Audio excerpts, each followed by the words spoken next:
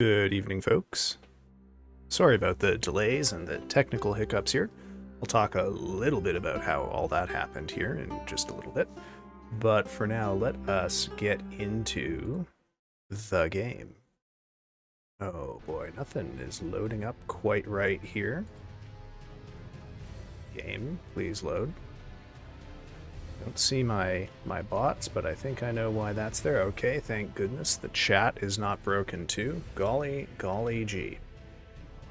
You know, this wasn't quite as bad as the time that I completely lost my my hard drive on um, New Year's Eve. But boy, did I give myself less time to fix it than that one. That's for damn sure. Okay, let's get into the game here. Well, thank you very much, Jam. I hope you're doing all right out there, PJ.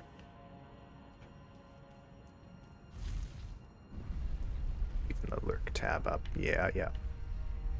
Much appreciated as always.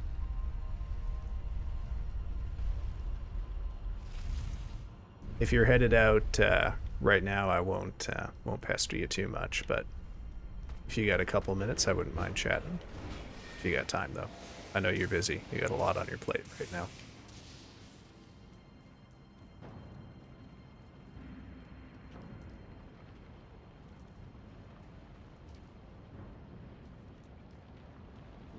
Okay. So, what else is going on for me lately? It's been a really, really busy couple of days. Oh, do I have game audio? Let's double check that first. That was a problem last time. Looks like I do have game audio. Okay, cool. Let's get back to things here.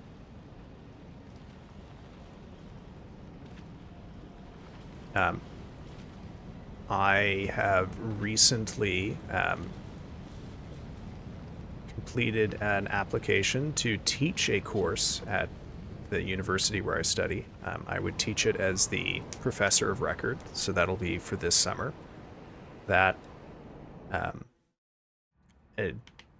had mentioned to a couple of people over the last few days that something very important had come up on a much shorter deadline than I anticipated. And that was in fact the thing, but I did manage to get all of that sorted out for yesterday. That all got wrapped up. Yeah, oh, darn. Died right on the first pull.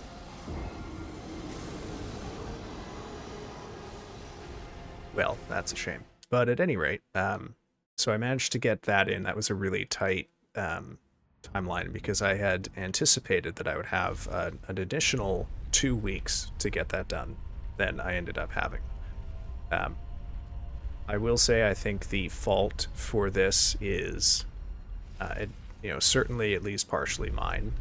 I had not anticipated certain procedural steps, but also I think that some of those steps could have been, let's say, communicated to me in a slightly more straightforward manner. But at any rate, we got everything done, and we're good to go on that. So I no longer have to live in fear about what's going to happen with that. Additionally, we had the first assignment of term, the marking and the grading for that had to all get wrapped up. That was taking up a good amount of my time. That's maybe the one thing that I definitely ought to have had done before Monday. That was the thing I planned to get solved on the weekend, but I ended up losing pretty much all of Saturday and Sunday, and realistically a good chunk of Monday to a really bad migraine. So I ended up a bit behind on all of that. But beyond that, I have one further project that I have a couple of days to finish, which I think I will be okay on. But ultimately, it's been a really just nightmarishly busy couple of days, honestly. A lot of things all came up at once, and I got through it, but boy, it was a lot uglier, I think, than it needed to be, or than it could have been. Uh-oh, I'm gonna die to Dragonfire here. Ah.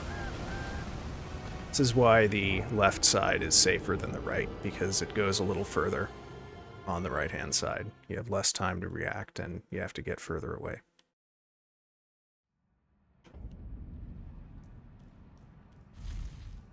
Beyond that, I have unfortunately not been able to do any further reading. I've just basically been doing nothing but writing every hour of the day for the last 3 days. I have in fact been quite looking forward to stream, in part because uh, this is like my first real break today. I took a couple sort of short pauses earlier just to recoup my sanity, but this is my first real downtime today, so I'm excited to get some focused work in on the dragon and keep things going. Gosh, what else is there worth talking about? I have been reading a novel called The Marigold, which is by Andrew F. Sullivan, and I think is quite good. It's a, you know, it's been marketed variously as a horror novel or as a novel belonging to the quote new weird end quote genre, which is a kind of ambiguous group that I don't really think is really all that unified. It's sometimes called dystopian fiction, which I think is probably the closest fit of all of them. You could make the horror argument. I can kind of see where it's going in that regards, but overall, it's actually quite a nice book. The way that it is written, or structured, I should say. Oh, well, that's fascinating. Okay, didn't expect to live through that. Is in a series of chapters, as you might expect, interspersed with chapter-length vignettes that are named based on the apartment number associated with a particular person who only, at least so far, only appears in that particular chapter, right? So the apartments are all in a building called the Magnolia, and this is essentially the, like, the conceit of the novel is that it is sort of kind of about what's going on with this tower. It is about a lot more than that, though, and I think I am now about halfway through it. If things go well tonight, I will be able to get a little bit of reading done if I can go to bed early enough. And I have a guess that things are about to get a little larger in scope for me. For me, what am I saying? For the book. I do have a few things I want to talk about what's been going on with me lately that are more related to streaming, but I am holding off on that until maybe a little later in stream, perhaps when there's a few more people here. I started late today in part because my well, I got the email from Twitch that I can join the affiliate program. And as part of that, I had to get two-factor authentication set up. And some part of that process, like adding it afterwards or whatever, caused OBS to no longer be able to recognize my stream key or link to my account. So that I very unexpectedly found out when I tried to get stream started. I had to basically reconfigure the connection of OBS to Twitch, and I got that done. I just, an annoyance I wasn't expecting to deal with, so I wasn't fully prepared for it. I can see that none of the bots that I have, I'm gonna die, too close, yeah. None of the bots are here that should be, so the Streamlabs bot is missing, and the Stream Elements bot is missing. So I'll probably have to get those going, but I did have it in my timeline here to sort of change the bot setup. I had got Nightbot configured here, but then Nightbot proved to be a big pain in the butt. I didn't have the settings configured quite right, so it was really too aggressive towards chat.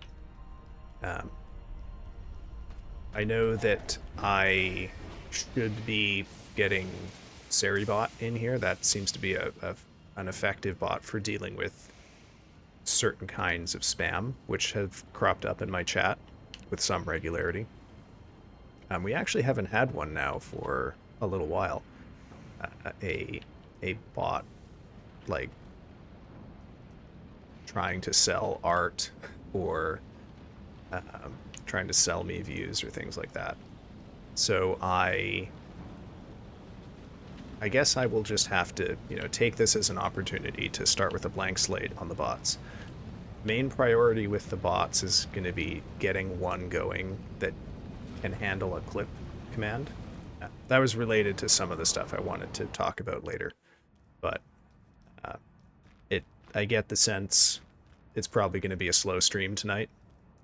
I can tell just from looking at the list when I started that a lot of people are streaming.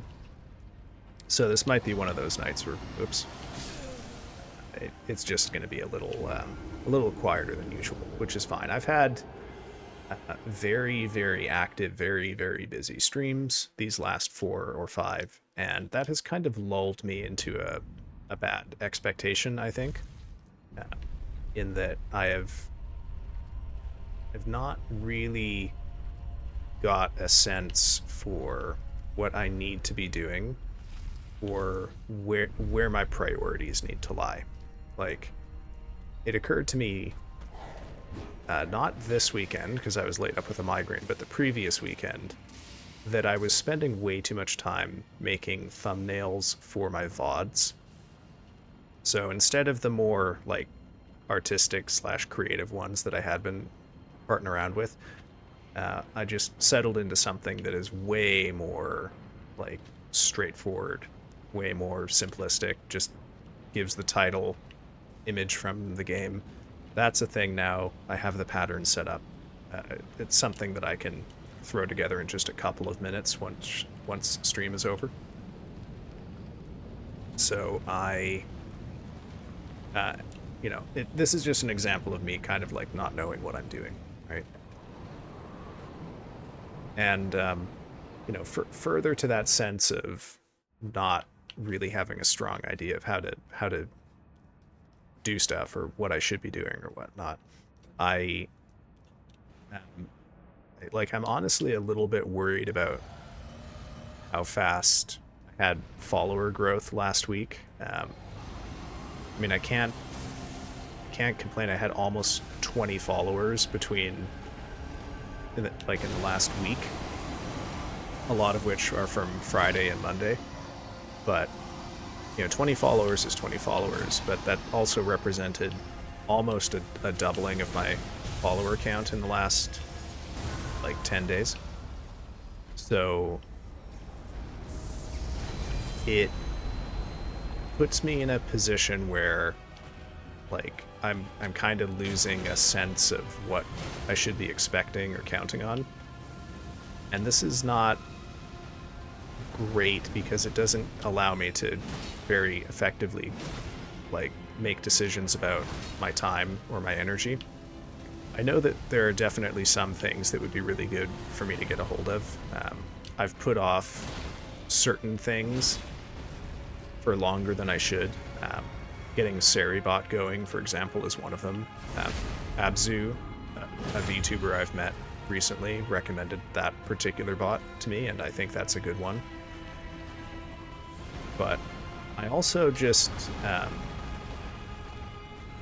need to make sure that I am getting whoops. Oh, darn. I have a lot of what I would call friends of friends viewers right now. Like people who I know through networks, and they've come to stream and they've talked once or twice, but I don't know that we have a connection. And that is not a criticism of anyone involved in this chain. The small folks have got to support one another. I on days when I work from home, I try to idle 5 or 6 people at a time because I have pretty good internet, so I can do that without too much issue. And I or idle, I'm sorry. I don't know why my brain is locked on that word. By idle, I mean lurk. So, no, this is obviously a, you know, it's a kind of support that I value and that I appreciate, but I know that long term, like, growth is driven by having a good chat, right? And a good chat is chat that is, like, here and talking and active and is picking up, like, the culture that the particular streamer is setting up. And I guess part of what I've been reflecting on in the last couple of days, particularly, like since Monday, is I've been reflecting on not really knowing what I want my stream culture to be, I guess. Like, you know, I'm at this point mostly an Elden Ring challenge run streamer, so do I want to be like, you know, do I just want to be like a gift tuber version of Lobos? Is that where my destiny is here? Which is not to say that I guess there's anything wrong with that other than it being uncreative and probably not going to grow very much. Can I do something with reading? Maybe. I kind of have the suspicion that those streams will be quite boring. The people who do make them work tend to have really large communities, and their reading streams are, strictly speaking, like a little smaller than you might expect given the number of followers they have. Now, I don't know that many people, so I don't have a lot of examples to draw from for that. So this is me speculating based on, like, anecdotes, essentially. Oh, there we go. That's a good one, because I can get a heavy attack in. But yeah, I don't fully at this point know what exactly I want my chat to be. I don't know how I want them to act, I guess. And, you know, you only have so much control, right? Like, you know, I've got my basic chat rules, but it's not like I'm producing a how-to manual for, you know, how to be a chatter. Hey, Axe, how's it going, man? No worries, man, no worries. I appreciate the lurk as always. I know you're busy too, man. But much appreciated, much appreciated. Thank you, thank you. I will try. But yeah, you know, it's not like I, as the streamer, produce like a how-to manual for chat, but I have to think about how what I do influences what the chat does. And, you know, I'm not unfamiliar with streaming, but I spent a lot of time, you know, away from streaming during, I guess, what you might call, like, its, I guess, first golden age, which would maybe be like 2016 to 2020. And it, you know, I missed some of the, like, yeah, I'm not really sure exactly what idea I'm trying to express there. I think what I'm trying to get at is that I don't feel like I have a full grasp of, like, all of the different ways that a streamer influences what their chat does. Obviously, there are relatable, recognizable examples. Like, if you are a, you know, an angry shouty man streamer, you will produce a chat that is pretty angry shouty, but you'll also produce a chat that talks a lot, right? And if you're a streamer who has a particularly, like, let's call it unhinged sense of humor, you'll produce a chat that reacts to that kind of thing and notices when you say or do a certain thing, whether that's, you know, just like a straightforward joke or whether it's an innuendo or whatever. I have noticed, just like as a point of habit, that I like to interact with my chat. and I like to talk to them, and I like to read what they say, and I like to respond to them. So I am... Oh, darn. You know, I'm... Oh, sorry. I'm going to clear my throat one moment.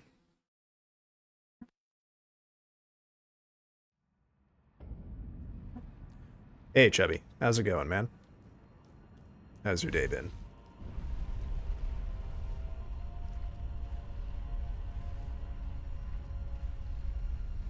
Oh, nope.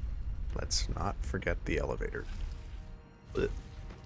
Got a little headache, but otherwise fine. Yeah, I feel you on that one, man. Feel you on that one.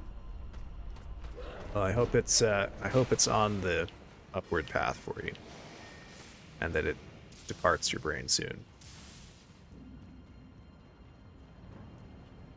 I know heart attacks are bad, but brain attacks are bad on their own too. It's unfortunately one of those things you can't just remove in order to get rid of the pain. Much as I sometimes feel like I'm not making full use of it. Oh, you know what just occurred to me too? Oh man, my alerts are probably all broken now as well because of this OBS Streamlabs issue. Yeah. I mean, I could remove yours for you, but I'm not licensed for that kind of thing, so we'd have to do it on the down low. Yeah, yes, indeed. Oh, yeah, it didn't even occur to me. I'll probably have to log into Streamlabs again and get everything set up, because I went to check out what I would have to do to get affiliate working, and one of the things that you have to do is enable two-factor authentication. And so I did that, but I didn't realize that would like change my stream key and then kick OBS off of like connecting to my Twitch account. So that's why I was late starting stream. I'll have to get that sorted out. Gosh. Oh dear. So, you know, hopefully I might actually do that on the first break, because I am worried about not seeing like follow notifications or anything like that. Oh, darn. I should have waited and done that a little later, because I missed the opportunity to add an extra heavy attack to his head. I guess it is their head. I need to get a little more precise about that. Oh, okay.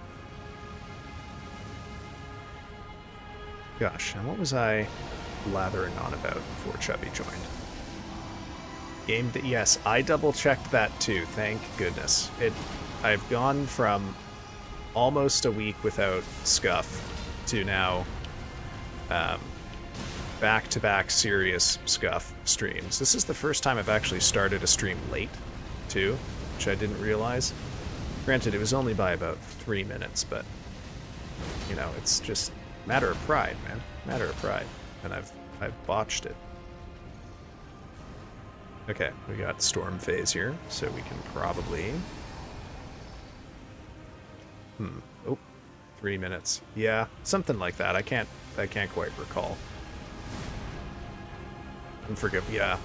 I mean, I am the kind of person who really, really likes to be punctual and prepared with everything, so starting stream 3 minutes late because I found out that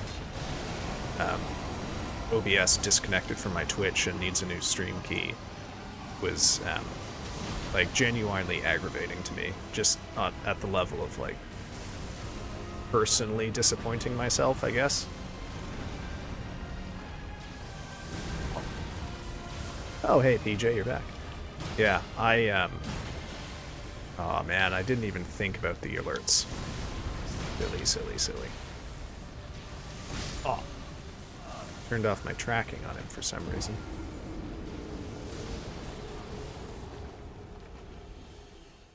You've got the Misty emotes too, Chubby.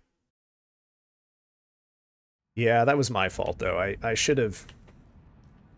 That was me, like... I don't know if you heard the explanation there, but that was just me, like, adding two-factor authentication, because you need that in order to join affiliate. It just didn't occur to me that I would need to do that. And I suspect the fact that the Stream Elements bot didn't join stream means that my Stream Elements-based alerts are also not going to work. So I'm probably going to have to fix all of those on break. Oh, you've been actively listening. I didn't tell you. Okay. Sorry, I guess that's the risk I have to take here. I did get the invitation. I got the invitation to join affiliate on Monday night. I haven't done it yet, in part because I'm not ready.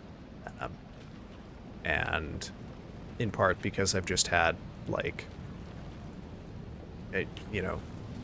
I've had, like, 36 hours of work to do in 24 hours in the last day, so I just couldn't prioritize any of that.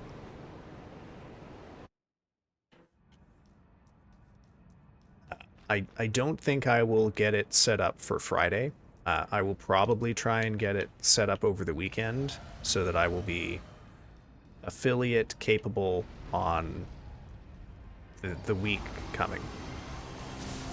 But I'm also, I have to admit, I'm a tiny bit worried because, aw, darn. Yeah, like, a lot of people have been very kind to me and have shouted me out, and that has allowed me to get my followers up to 50 pretty quickly.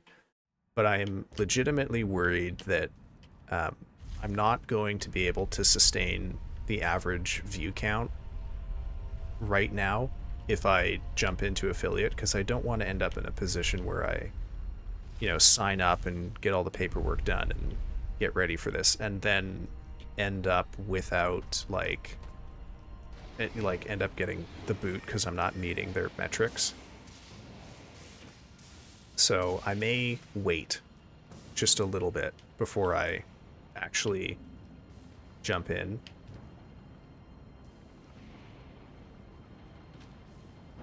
I need to keep building my viewer base. I need to get... You don't get the boot? Oh, once I'm in, I'm in?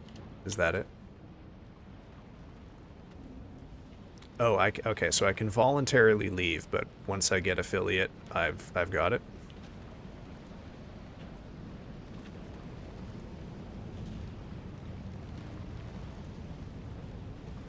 Fascinating. Okay. Well, maybe I will get it going then. I assumed I would just, get removed from the program if I'm not meeting their standards. Okay.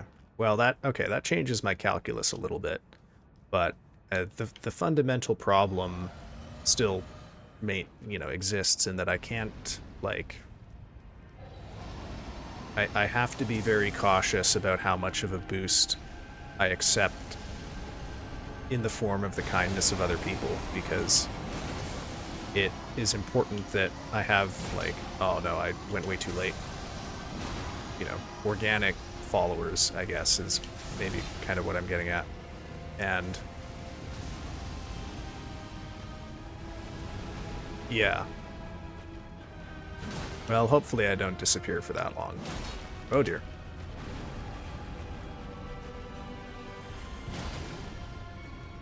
But, yeah, this is on top of the stuff I talked about on Monday, not having any emotes ready, not having any idea what I'm going to do for redeems or whatnot.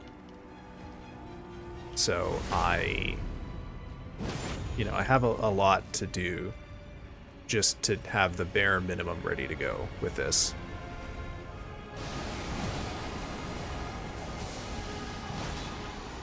Oh, I can dodge the lightning with a well-timed roll. It's dangerous knowledge for me. Uh-oh, bad call. Bad call. Oh, I made it. Okay. I can't believe we're not getting storm phase. Oh, there we go. Okay. Yeah. So, other than that, I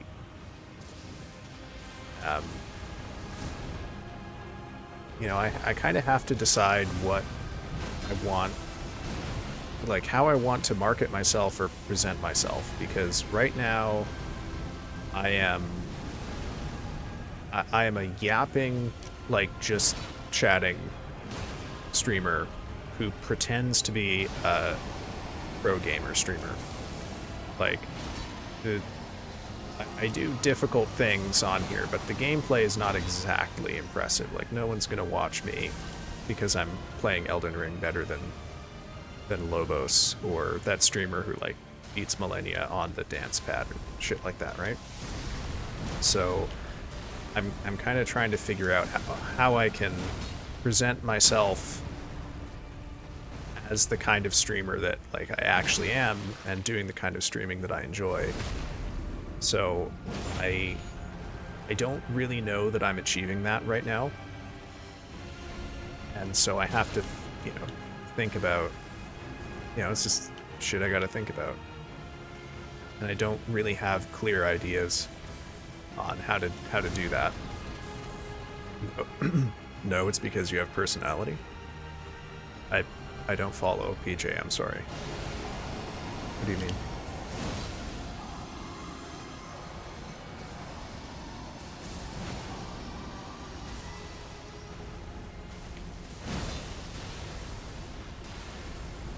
Oh. Oh, okay, we're getting, this is a pretty good pull actually. Oh, that's a good frostbite. Oh, okay. So we're getting the lightning storm attack that is going to eventually become lasers. Just need to watch out here.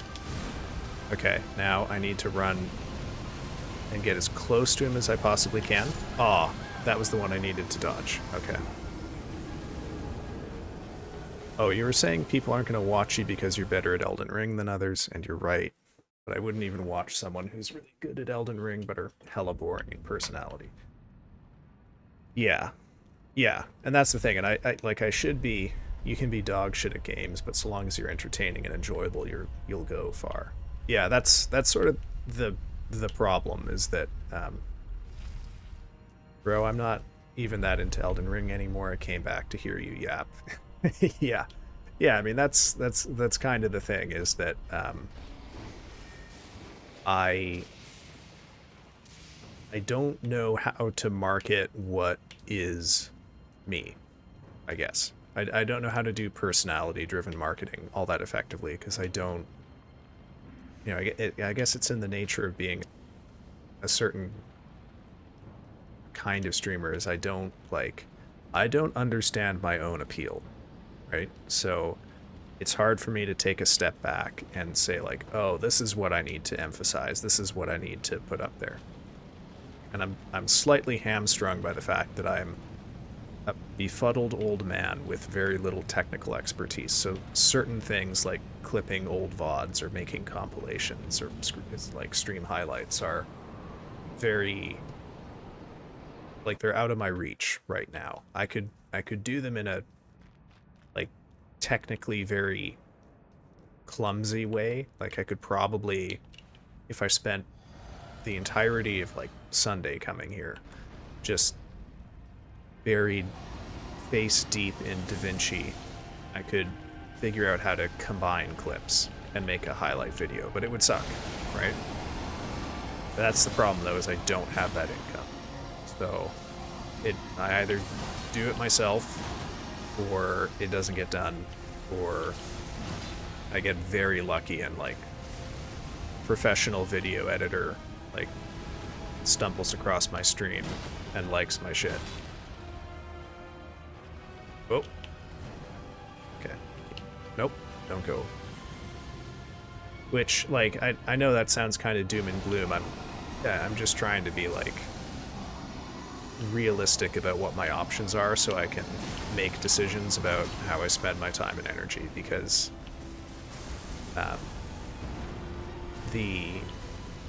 like, for example, one of the things that I discovered to my absolute shock is that clip that Lavibel took of me saying mommy on the Decarnation stream, I put that up on my YouTube on Saturday morning, and it has over 500 views now.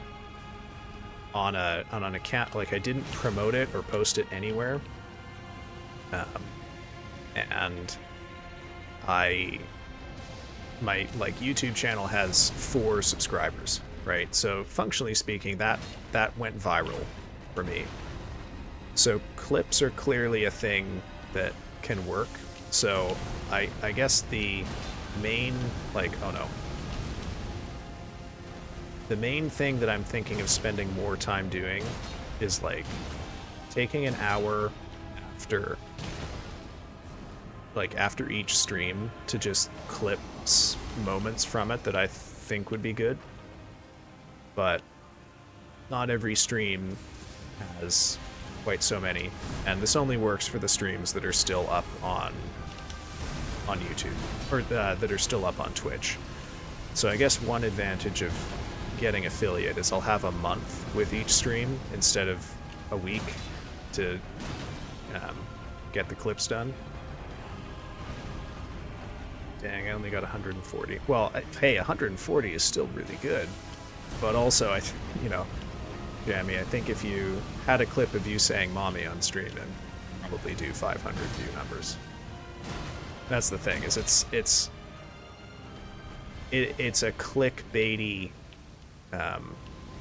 it's clickbait, right? And it worked for me in that specific instance, and I'm kind of at a crossroads where I need to decide if I want to do clickbait just as a sort of grim compromise with reality, or if I want to like exclude that. Because the other thing that I do, that I try to do like once a week, is I make a Middle English poetry video. Oh darn. And I've been uploading those on YouTube too, and they were getting between 2 and 10 views. At least 2 of which I know are 2 of my friends in real life.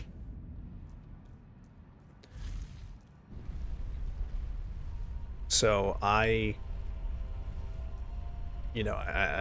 faced with the crossroads here in terms of like how much clickbait farm is right versus doing stuff that I personally value. Like, I'm not going out of my way to like have quotables on stream. My sense of humor, such as it is, does occasionally lead me to say some off-the-cuff shit, but I'm not like peppering my speech with deliberately calculated double entendres in order to facilitate clipping, you know?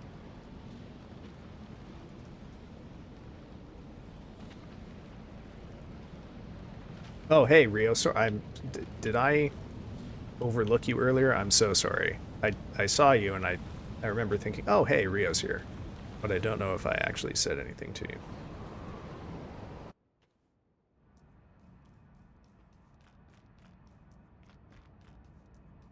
Yeah, there's these are the kinds of things I gotta spend some time thinking about over the next little while.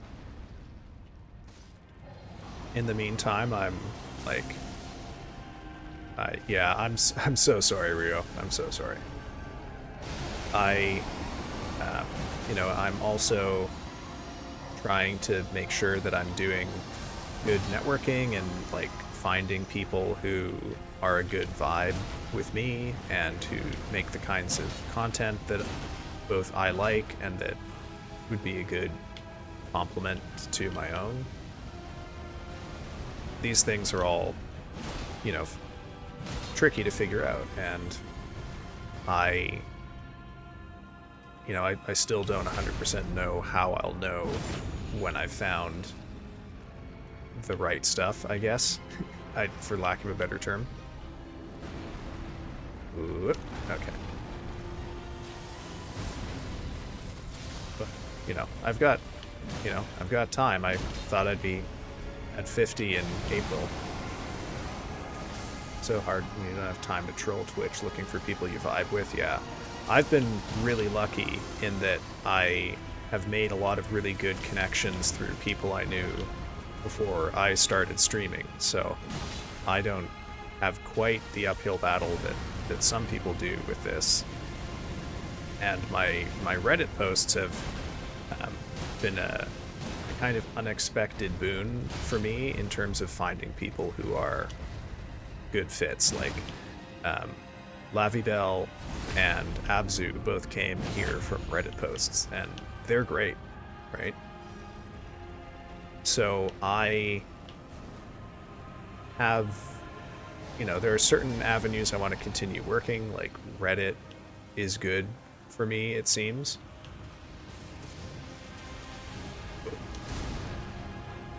But I also don't want to get complacent. Like, I need to be sure that I'm doing everything that I can with Reddit, for example. Oh, nope, have to get golden fire, so let's not get burned by that. Okay, we might get a stagger here soon. Oh no, we're going to another storm phase. Misty initially raided me, and then I saw her on Reddit earlier. Yeah. Whereas I found Misty through YouTube Shorts. And then I was a chatter for, I think, like 2 weeks before I joined her Discord. And, like, a lot of the people who I know through Misty, right? Oh. Oh, later, not earlier. Yeah. Like, Misty is a great example of someone who has done very good work on Reddit. So I know it can be a very good resource. I, can't just sort of duplicate someone's method, though. I've got to... Wow, double lightning. Okay. Ooh, okay. I wonder if I could get 2 heavies there before the crit. Oh, this is a very good pull, folks. This is a very good pull. Oh, and he's doing lightning again. Oh, no. Okay. Oh, well. Okay. That's unfortunate. But I think that tells me it's within my grasp. It's within my grasp. Let's see here. Let's see. But yeah, as I have mentioned to a couple of people, and I think I've said it on stream, I can't really recall, I have a little journal that I keep beside my computer. It's my stream journal. And one of the things in it is I keep a list right now of everyone who has done me a favor, which includes things like shouting me out in chat, or rating me, or like recommending me to people they know. And oh darn, I am rapidly accumulating like a list of people who have helped me, who have shown me kindness, and I am very conscious of how much I take and how much I give. So right now, like, yes, you are on the list, PJ, because you rated me.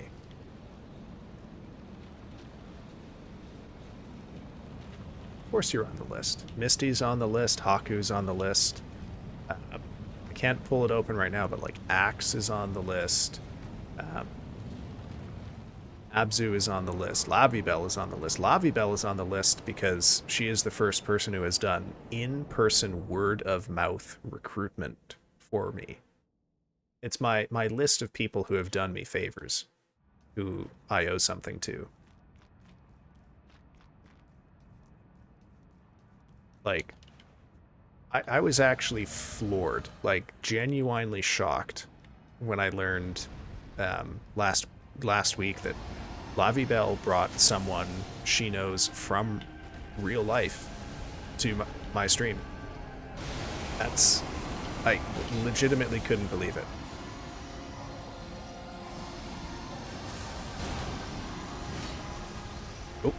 Oh dear. So,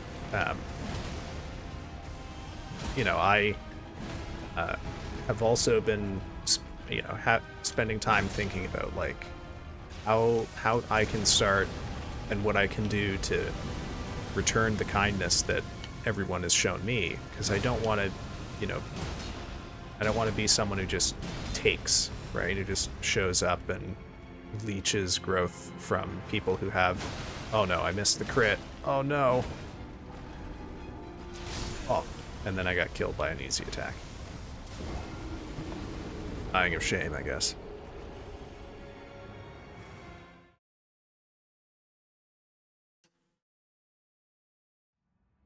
Okay, yep.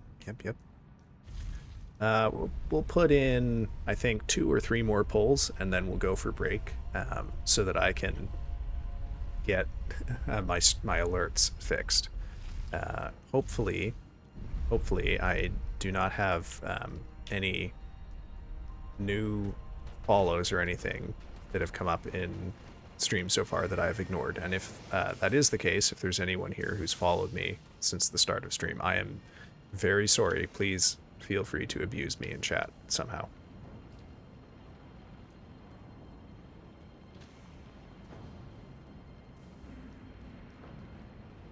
I'd scream at you. Okay. All right. Thank you. Thank you. Gotta have someone who's willing to keep me in line, I suppose. I've gotten okay, very good. I did get an offline follow today, and I haven't seen that person talk yet, so it's a thing to keep aware of. But hey, Axe, welcome back. We were actually just talking about you a little while ago. Or, well, I was talking about you anyway.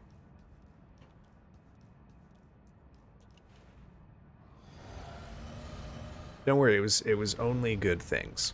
I would never wait for you to say you're leaving before I bring up weird shit. Can't take this test in silence.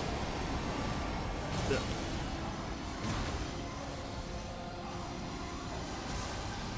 Oh, people can't read the announcement channel messages? Oh shit. I thought I had fixed it just so that people could not post. Oh god. See, this is what I mean by I'm a befuddled old man who doesn't understand technology. It says I can't see the history? Oh, okay. Alright. Embarrassing. Discord scuff is what that is. Great. Yeah, I've got getting one of my goals for... Oh dear. Automod held something. Okay. Oh shit. Okay, well I'm gonna allow that message now that I'm dead. There you go. Oh, I just got I got a message. Furtive Furrow added permitted term, quote, sit on my face, end quote. Okay. Well, there you go. Yeah, it didn't, it said that it was a sexual term, which I guess is not wrong.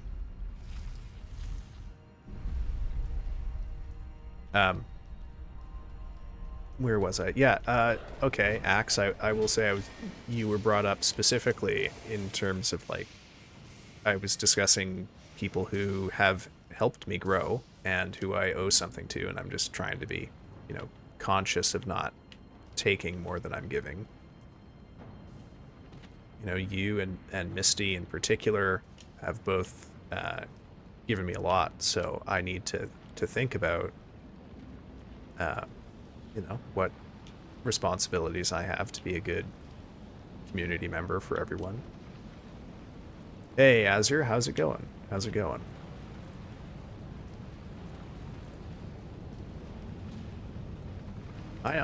You have said that, Axe, so maybe that involves me finding ways to pay it forward myself too. Like I may be raiding someone tonight who is a person who has, last I checked, usually 1 viewer.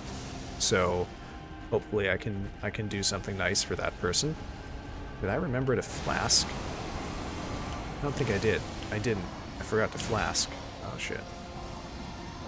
But I don't know if this person will be online. Oh jeez. Nebby. It goes by Nebby the Goddess or Nebby999. I think she was on when I started, but she was on my raid list last week too, and she ended stream before I before we got there. Oh shit. Oh shit.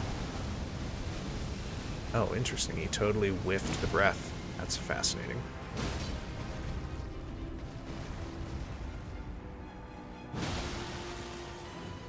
Oh, I can teleport if I try the crit from the other side of the head. Okay, that changes my calculus a little bit. Run survival, yeah. Oh, whoa. Got a little lucky there. Oh, AI is getting weird. It's whiffing his attacks. Hold and fire. Let's run. Don't get caught by the tail. Okay. Ah, okay. Aw, darn. Okay. Well. Alrighty. First storm phase. So, it's coming a little late, I think. Probably because of that frostbite proc. Alright. Got teleporting now. Can usually do some good work there. Oh. Dodged in the wrong direction. This multi-twitch thing is really cool, honestly. Yeah. Yeah, it's a pretty useful tool, isn't it?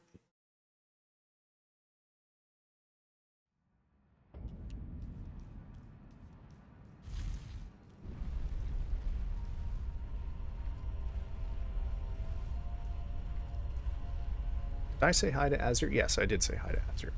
Sorry. I'm trying to be a good yapper here. I don't need to have like 12 tabs open, yeah. Whoop. But yeah, you know, pay it forward. I have the attitude that, you know, if I have 5 viewers, then I can help anyone who has, you know, 1 viewer. That can be like the way that I have thought about it is that, and this is just me fully pulling numbers directly from my own anus. There's no logic or research backing this up, but like probably for any streamer who has, let's say 1,000, no, make it even, let's say 100 viewers, they're probably the perfect streamer for like 10 of those viewers. And then for 20 to 30 of them, they're pretty good, right? Maybe they are kind of fond of their personality, or they find them a little bit funny most of the time, or, you know, maybe they just like the chat and they could care less for the streamer. And then there's the like majority, the 50 to 60%, who are people who have fun, but they have about the same amount of fun as they would have in like, oh darn, in anyone's stream. So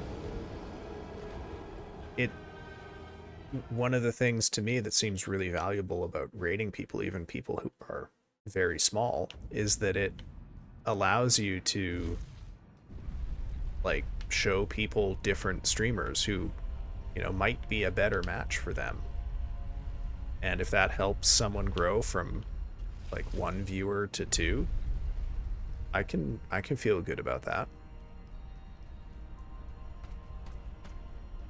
But I do recall hearing once, and I haven't looked into this because it is presumptuous of me to look into it at this point, but I have heard that there is some mechanism in Twitch that causes them to not like it if you raid someone who is a certain amount smaller than you. So I don't, you know, I guess there's a point at some level where you just can't raid the small streamers anymore, but I don't think I'm anywhere near that. Last pull before I go for a break. Like it activates some sort of, like, the way that it was explained to me is that like Twitch might consider it suspicious activity. Yeah, I am the small streamer. Yeah. Yeah, that's why I said I haven't looked into it, because it would be presumptuous for me to look into it. Yeah, to like boost some. Yeah, exactly.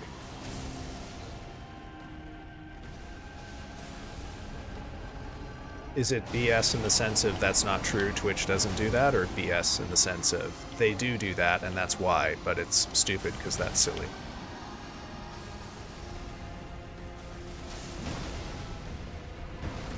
Oh, are you serious? Well, and you've seen people do that and are fine? Okay.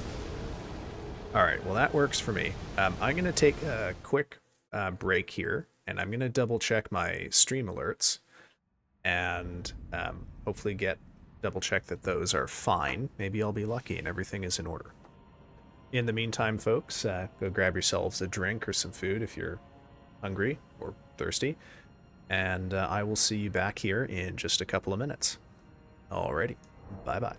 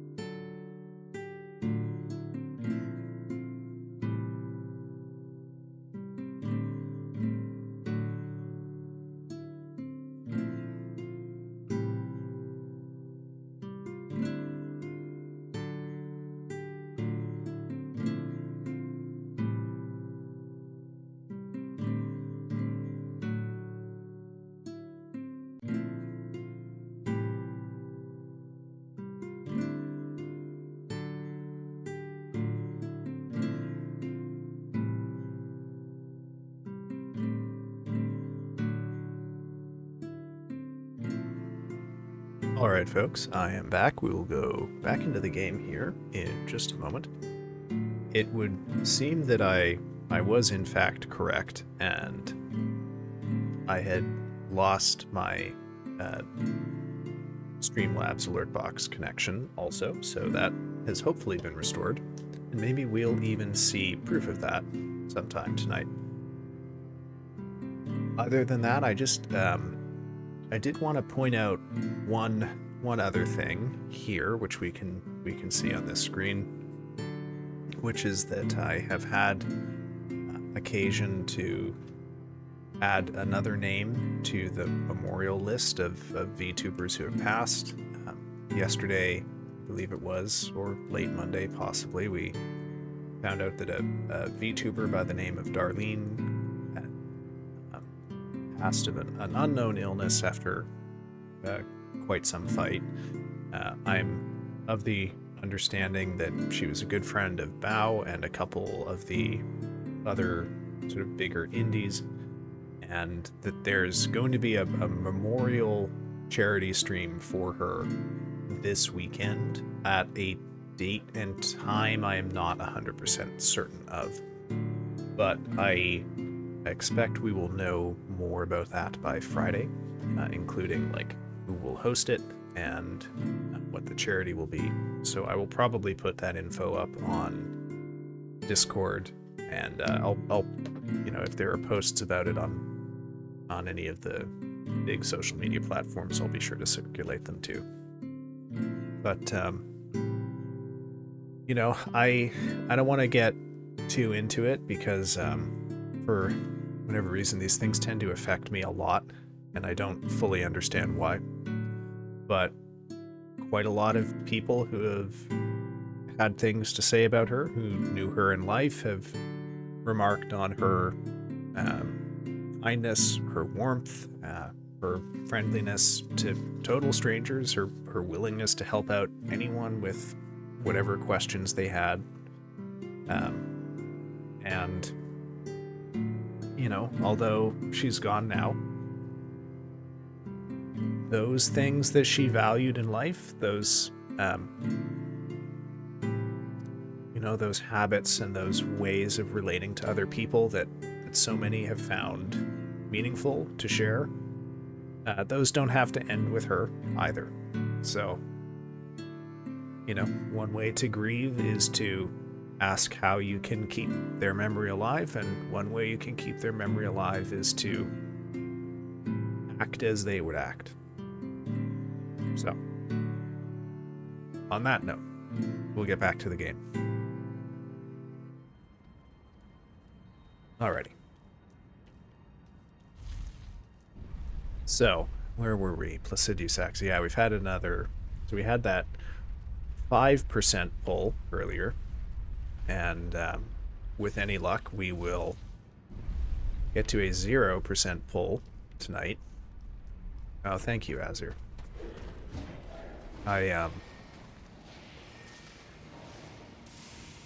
It's a bit weird. Yeah. Oh, you weren't here for... Yeah, I got really, really, really close. Honestly, if I had taken one more swing, I probably could have killed the boss. But it honestly would have been kind of a hollow victory, because that one specific pull, he just didn't do the laser attack. He did back-to-back lightning storms instead.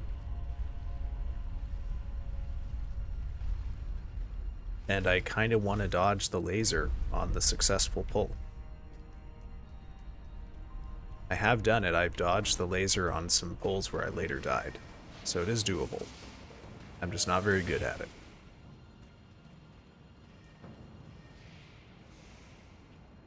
Okay. Let's not fall off the rock here.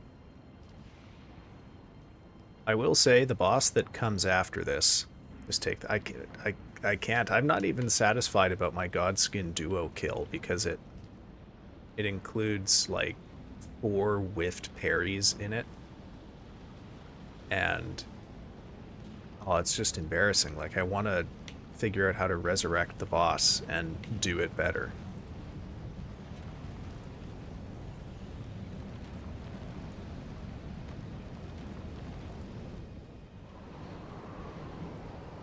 I am a perfectionist.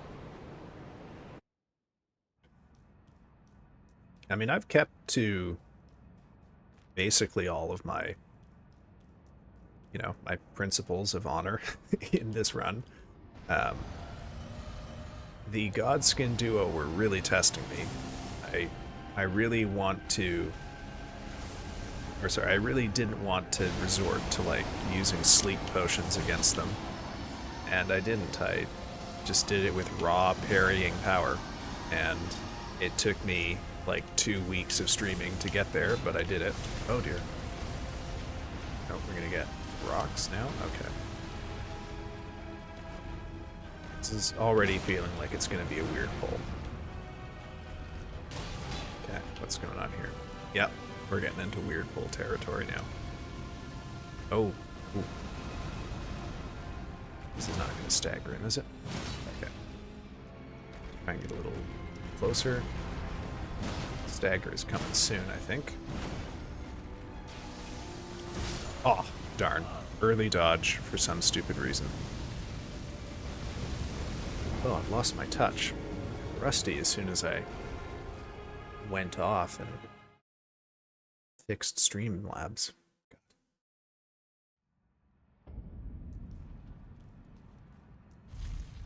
So yeah, I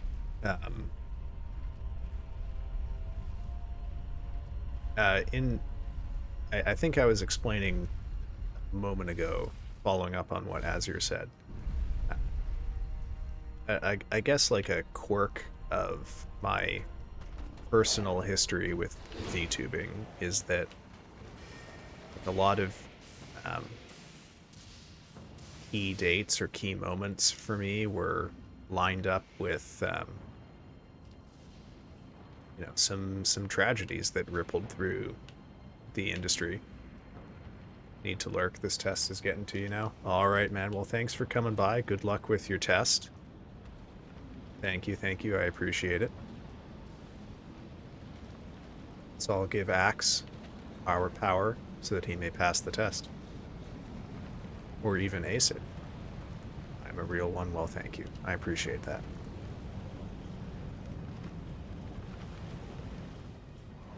Happy examinations.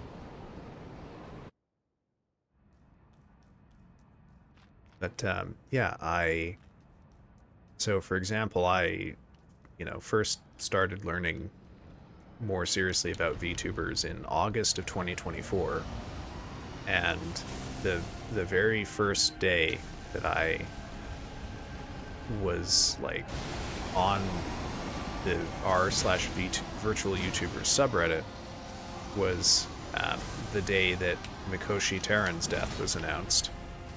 And then, oh dear, when I was going through some stuff in the fall and wondering like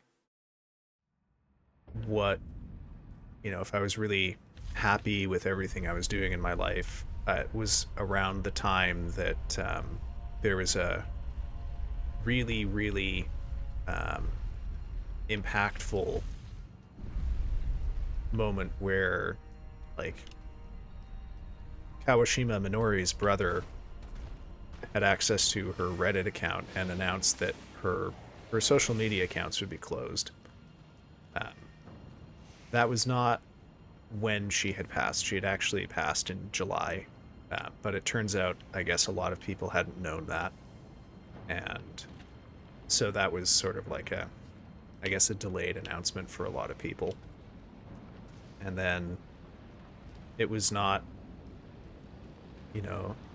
terribly long after that, I think mid-November, that Amaryllis Blue's passing was announced, and that one hit me especially hard because in her graduation stream, which was like she had her graduation stream, and then that night she died. She mentioned specifically that she was afraid that people would forget about her. And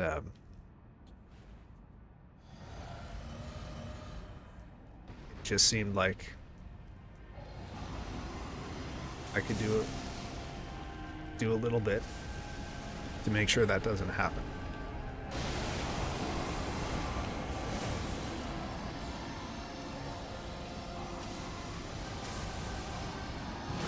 Oh man, I'm whiffing my pickaxe here.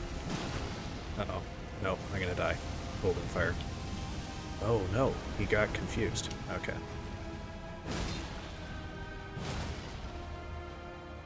Anyway, sorry, I let things get a little sad there for a moment. I promise I won't do that all the time. Just tonight, it's another name on the list. I guess I'm in kind of a reflective, pensive mood because I'm thinking about where I've come from and where I'm going, where I want to try to go. Oh, there we go. Okay, perfect. I find I often link positive events to painful ones, like the highs and the lows stand out strongly. Yeah. Yeah.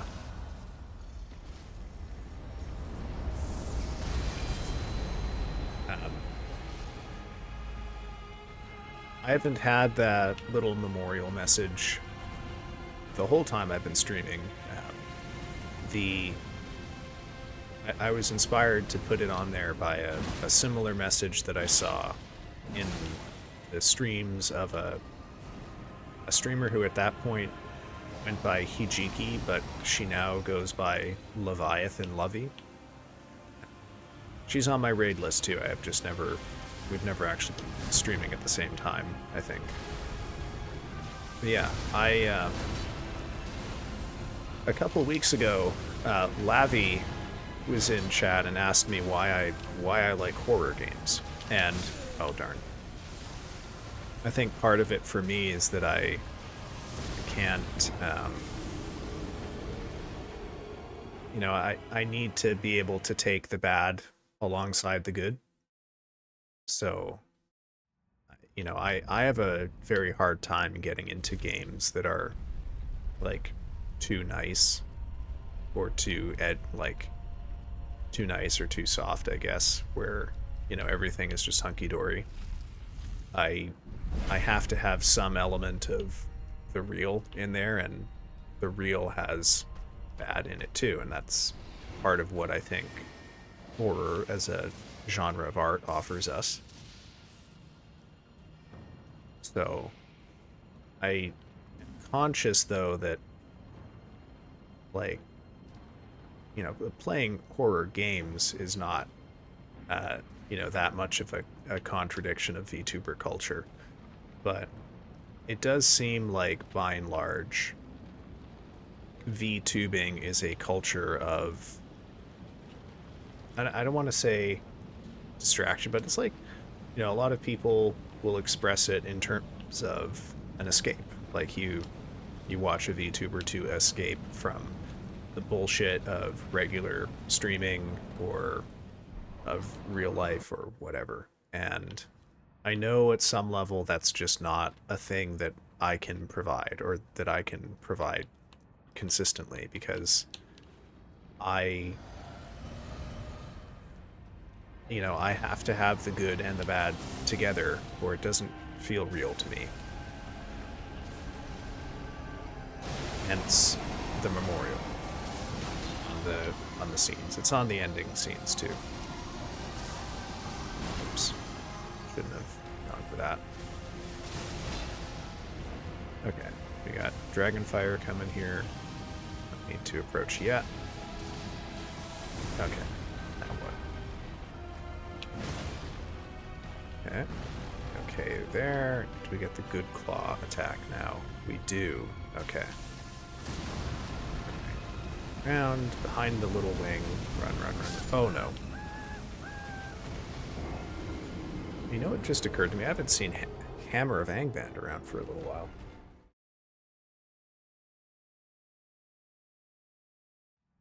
Actually, I guess he was at the stream last Friday. I know Hammer's a student and a TA too, so he's probably real busy.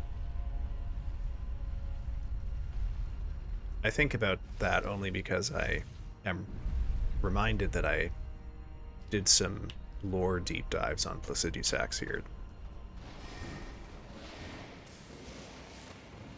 that I had meant to share with him. Unfortunately, last week we also came up with some of the most cursed fucking lore for Placidusax I've ever seen. And I expect we will have some more cursed lore coming up for Malekith, who is the next boss after this. Gosh. So yeah, I will, once I know more about the charity / memorial stream, I will put that up on the Discord and on my socials.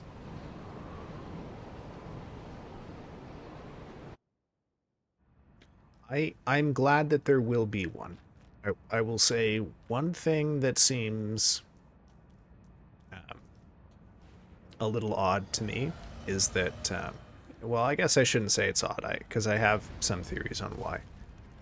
But streaming in general and VTubing specifically are such young industries that we don't really have like models of how we mourn the people who die, right? Like when a coworker dies, for example, there are things that people do, you know, the people who were close might be invited to the funeral.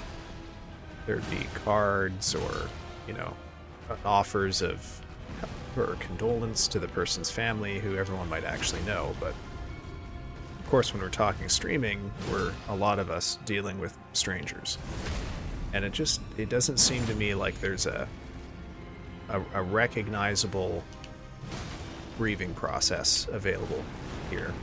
So I'm very glad that there is actually going to be a memorial stream for Darleeng. That feels like it's going to be a useful thing for the people who knew her, even those who maybe weren't very close to her.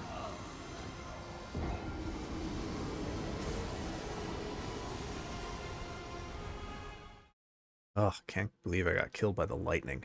Been so good about that for the last little while.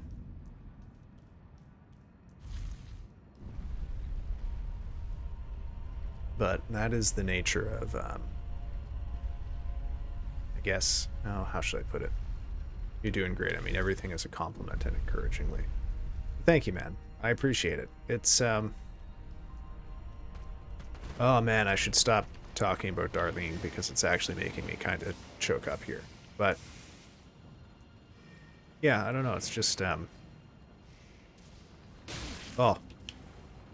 I have more to say about that, but I just genuinely don't think it's, I had a rule that I'm not going to cry on stream, and I feel like it might crack me if I try to follow up on all of that. But I appreciate the compliment, Azir. I really do. I'm just at a bit of a crossroads. I gotta figure out what I want to be doing and what I need to do. Yeah, I should focus on the game. You're right. In terms of like other content I've been considering putting out into the world, I have been planning to do a reading stream on Friday, which is Valentine's Day. So I was going to read some Edgar Allan Poe.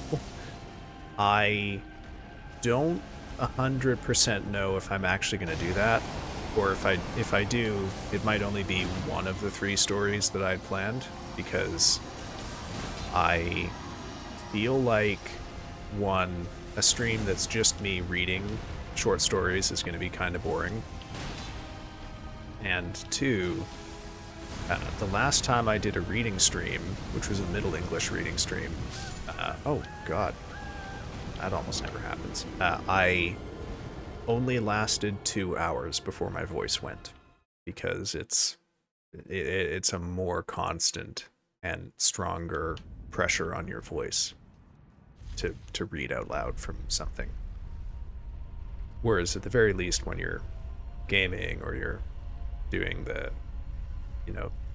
yap maxing, you have natural breaks in the conversation for messages and whatnot.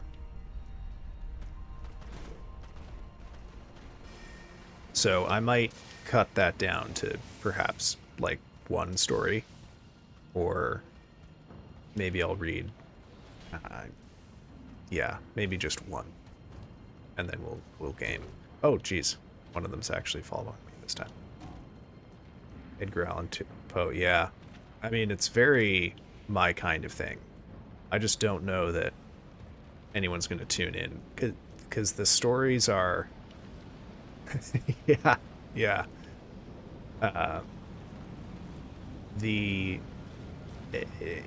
looks like the total amount of time to read the 3 stories that I picked out is like over 4 hours, and I legitimately don't know that my voice will actually survive that.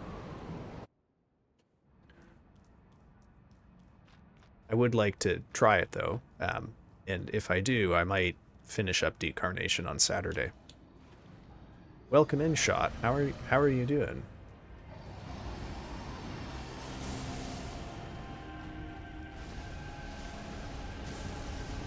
I did a poetry reading stream, like over a month ago, back before I was keeping VODs.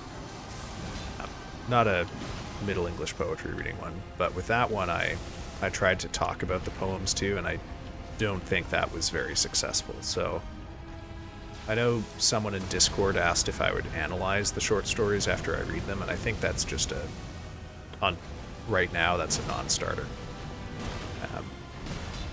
I do think it would be interesting to do, and I am an English teacher in my day job, so that kind of thing is something I value and feel like I could do. Just creates a lot of pressure on the people who are in chat to reply to questions when we're trying to like analyze a short story. So I think that I would not do when my chat is the size that it is right now.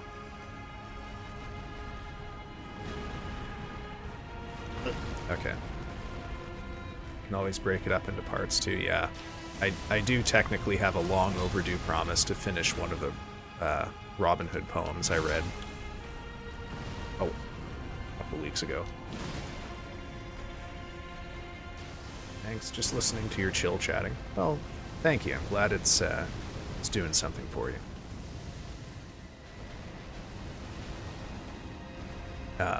So there may or may not be a reading stream on Friday. Oh, didn't quite get that last attack in.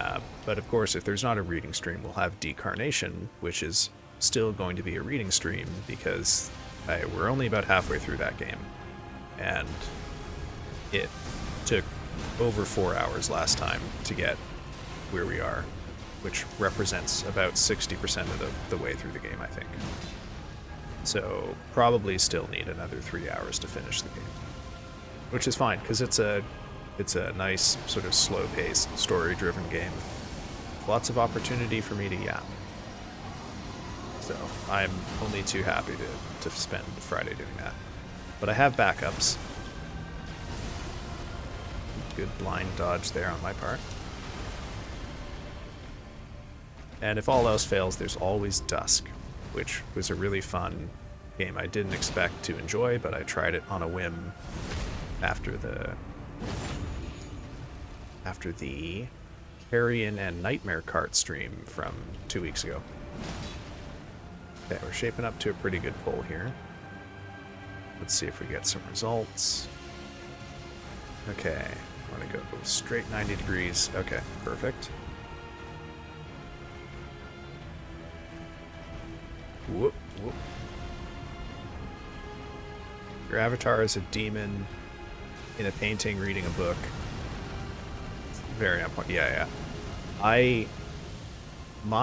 When I had this thing made, the instruction I gave to the guy who made it was basically it should look like a tired middle-aged demon who came home from his office job and is just exhausted. Oh, what's going on here? Okay. Oh, okay, so we're gonna get the laser attack here soon. Let's just not get killed by lightning. Where are you? Okay. Now we get close, close, close, close, close. Not the fire. Aw, darn it. Okay. If I get close enough, and I think I was close enough there, I only have to dodge one sweep of the laser. Placidusax with a pickaxe. So ritery. Do you know, Shot, why I'm using a pickaxe for this fight?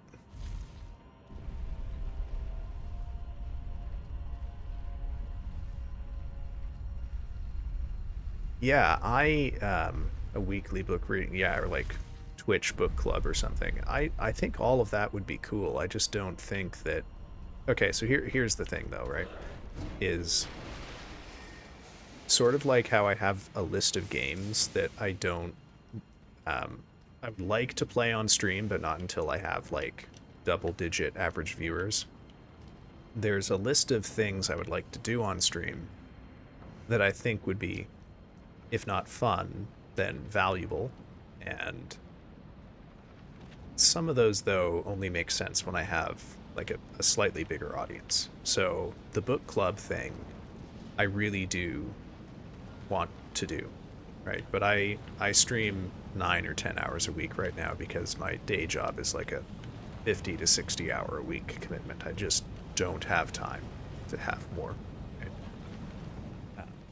I could, you know, if I end up in a position where I have like, I don't know, 20 average viewers or something like that, there's enough, like there'd be enough people where I could hold a book club, and it I know from real life book clubs, you don't actually need that many people talking to make it work, right? You can do a book club with 3 people if all 3 people are prepared to talk. But the problem is that if your Twitch chat is only 6 people, that is in effect saying you need half of your chat to be fully on point the whole stream. But what this does mean is that once you hit a certain size, if you are known as a person who does book clubs, you know, you can pretty much make it work really effectively, so long as you're big enough to guarantee you have at least 3, right?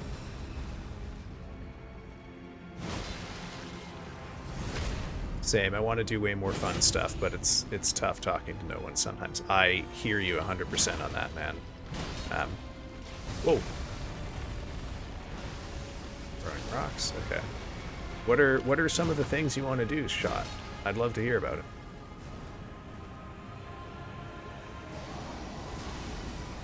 So, like a book club, I think one of the things that's good about a book club for me is that it doesn't require any prep, right? I can pretty much go off the cuff with that, but I'd need to figure out how to fit it into my schedule.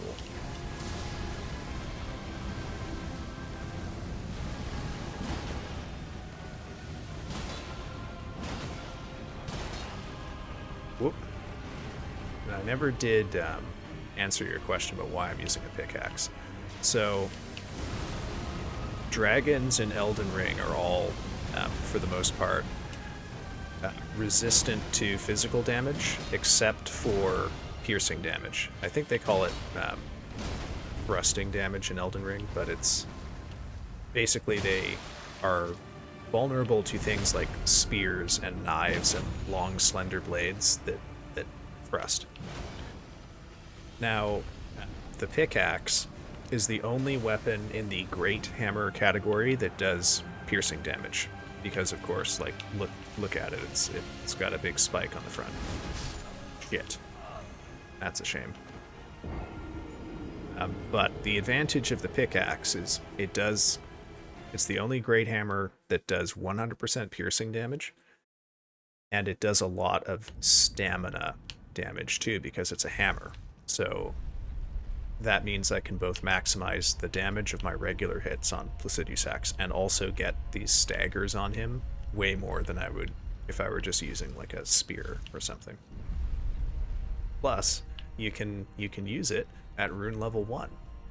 which you can't do with some of the other alternatives here.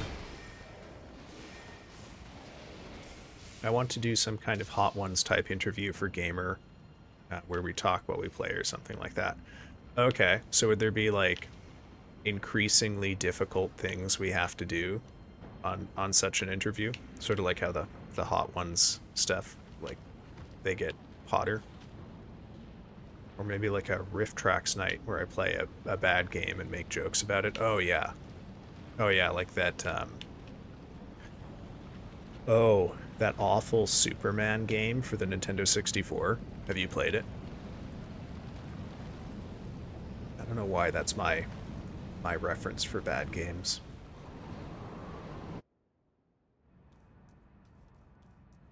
I guess I find the idea of just like a really awfully, reprehensibly bad console game to be inherently funnier than a bad PC game. I don't know why though. Played that for like 5 minutes when it came out, but it was memorable. Yeah, my dad rented it for me when it came out, and I remember being baffled by it.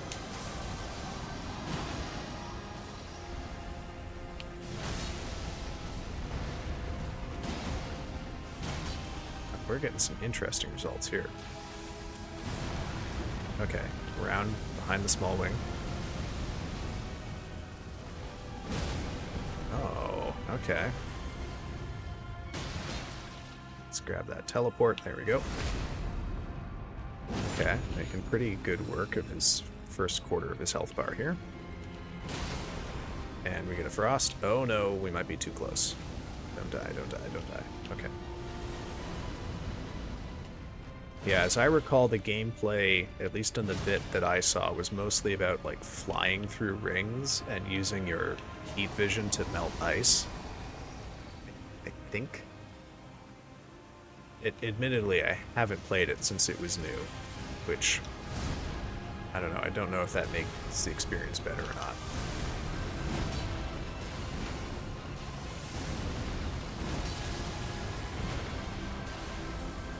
Way too risky with these attacks here. Oh. Oh, we get another teleport, so I'm safe. These teleports are deceptively good for me because they're all very, very punishable. Okay, we're shifting out of teleport here. Nope, fire, run. Okay. Yeah, I would love to hear more about both of those, man. Really like the sound of the interview. Have you thought of a name for it? Would it be a pun on Hot Ones? Player Ones? No, that sucks. Hot Buttons? Button Ones? Butt Ones? I guess that Butt Ones would kind of go with your theme. You've got that whole, like, shitty humor joke motif going on. Shot Ones. One-shot ones? That's a term that came from gaming, right? Oh, I double whiffed the pickaxe here. Not great. Uh-oh. I wonder if I'm gonna get another stagger on him while he's teleporting. That happened last time. It was fun. Nope. Okay, back off here.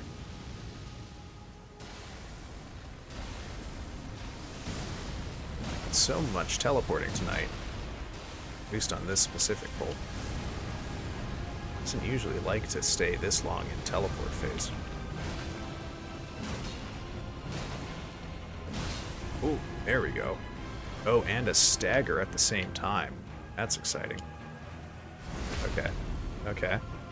Got another good pull here because we're going to go directly into range of the lightning attack that will signal the start of laser phase. Okay, so let's just run, and we'll keep an eye out for him. Oh, darn it. Saw him too late.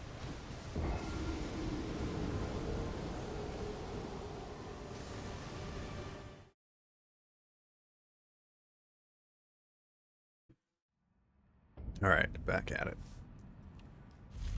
I really do hope I beat this guy tonight, because,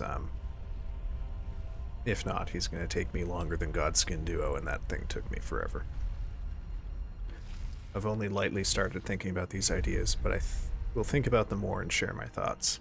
Especially since I seem to be getting a lot more views now that I'm the monkey I want to be. Okay, yeah. Oh, right, I get the whole monkey and poop thing now. Yeah, that makes sense. How did the hard difficulty Turok thing go, by the way? I know last time you mentioned that you're going to try just hard instead of hardcore. I might not have the names right.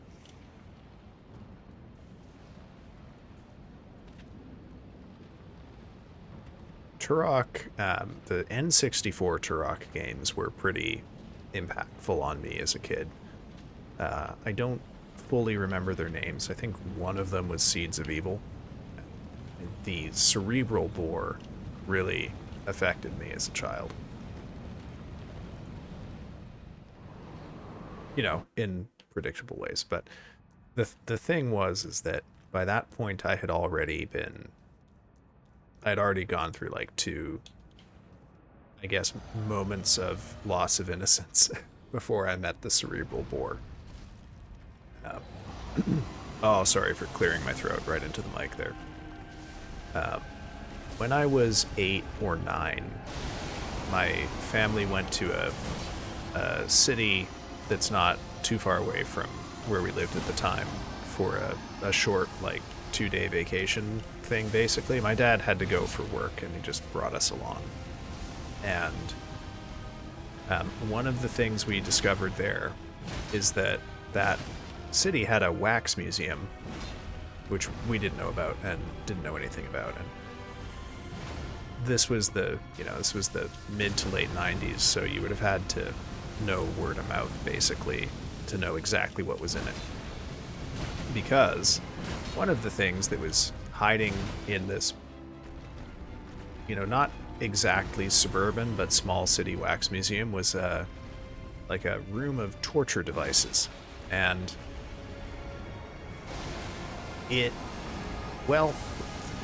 how to explain? The way this museum was set up was that there is a top floor that had, like, the entrance, the gift shop, and 100% of your standard wax museum fare. Right? So it's like your celebrities, and then there was also some wax figures of, like, characters from fiction, Disney movies. So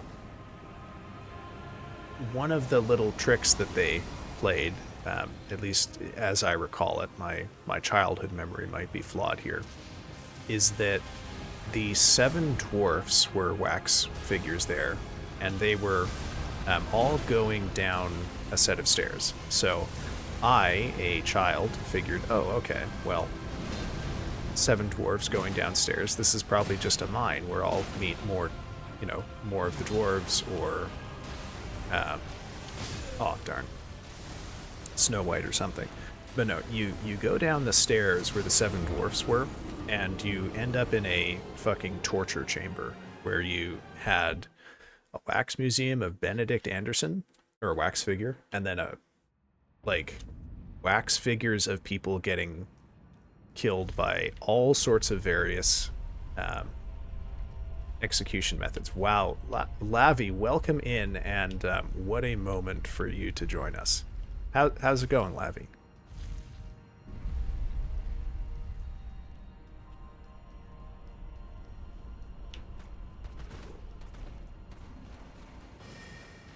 I've just been talking about my childhood experiences of incredibly gruesome things.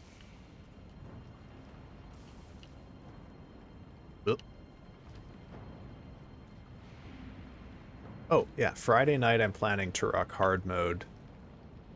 Yeah, the cerebral bore definitely made you think. Yeah, it's pretty terrifying. Why did I... Look, that's exactly what I thought as a tiny, tiny child who wandered off on his own in a wax museum, following wax figures of the 7 dwarves to what I thought would be like Snow White. But no. Yeah, it was bad. I was down there by myself. Both my parents were upstairs because, of course, they didn't know that there was a basement, much less what was in this basement. And yeah, my family took us to a wax museum, and I wandered off on my own, and I followed wax figures of the seven dwarves down a set of stairs, which I didn't realize would take me to a fucking torture chamber. In this otherwise incredibly family-friendly PG wax museum in like 1998. And then I don't know if it was exactly this summer or that same summer, but if not, it was the summer right after. I was watching a movie channel on TV one day, and I liked movies about ghosts at that point in my life because I liked ghost stories as a kid. And so there was this show, this movie listed called The Phantasm, which I noted was from the 70s. And, you know, by this time I watched a lot of movies as a kid. I knew a 70s movie would probably, oh shit, be like a B movie of some sort. So I watched it, and I was right. It was a 70s B movie. Oh, darn. But it was like a pretty gruesome horror movie. And one of the things that is in The Phantasm are these flying silver balls. The villain of that movie, called the Tall Man, played memorably by actor Angus Scrimm, would release these silver balls, and they would fly around, and they made a very distinctive noise. And when it caught you, it would attach itself to your forehead, and then it would drill into your forehead. And it would create this, like, really horrific fountain of blood. So that was either... I saw that movie, again, I was like 7 or 8, and I saw it maybe the same summer I had the Wax Museum experience, or maybe the summer after. And I feel like those two experiences have pretty well defined my sense of taste in fiction as an adult. So yeah, now you all know how I lost my childhood innocence as a small boy.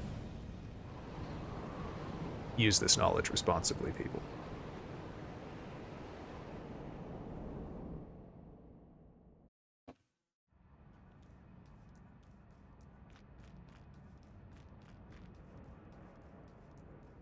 I wanted to thank you, by the way, Lavi, for bringing your friends by the other day. That was very kind of you. I don't think I said thanks to you or your friend, who's I think might have had soda in their username. I can't quite recall.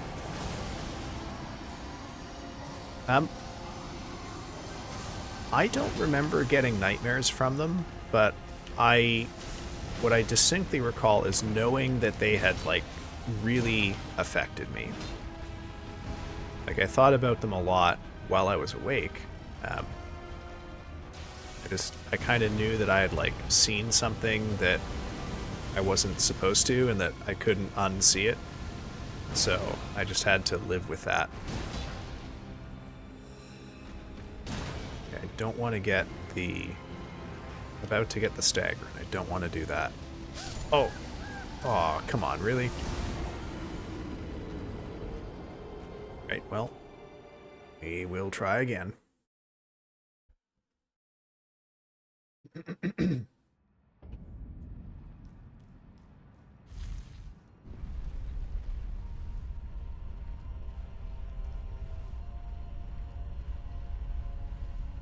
Yeah, as a kid, from as long as I can recall, I've kind of had, like, I guess, off taste or weird taste. Like, I generally have not liked the things that were really popular at the same time.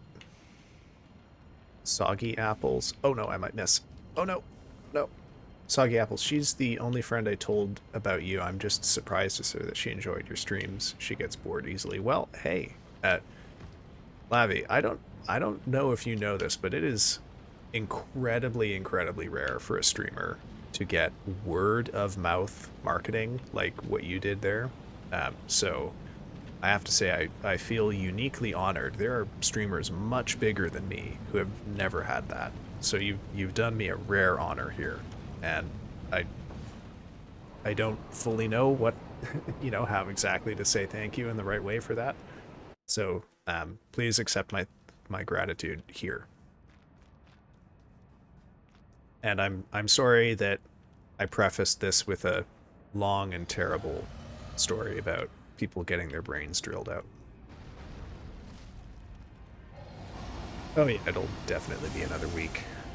Actually, you know what? It could happen tonight. We had a pull where I was one hit away from killing him.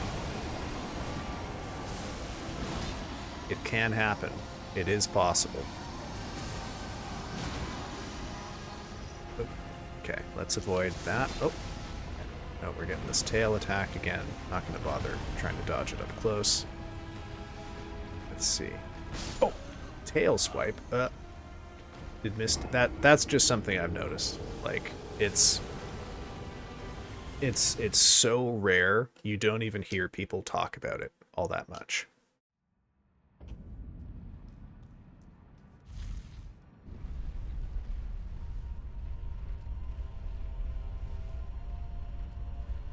But I guess you know your friend well because she liked the stream too.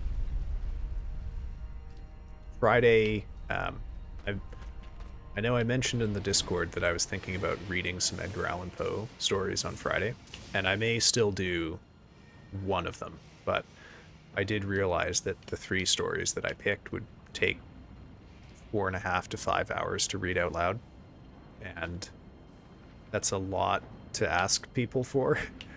So I might just read the shortest one, and then we'll get back into Decarnation.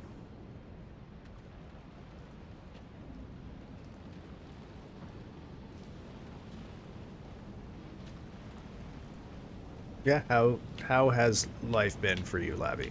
Things been going well this last week?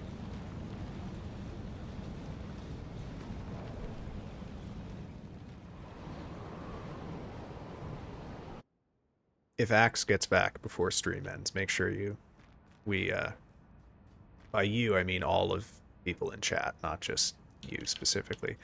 Um, Congratulate him on finishing his test.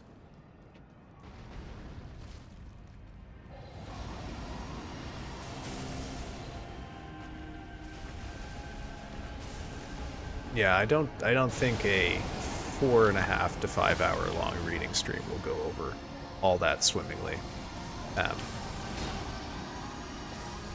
But maybe getting things started with one and then doing Decarnation will be enough. Oh, darn. Oh, what is going on? Well, that was because I was reading chat. Welcome back, Rio, with the Meat Boy. I'm good. Valentine's Day is close, and I'm planning to make letters for friends. Well, that's sweet of you. You're a cheese boy now, Rio.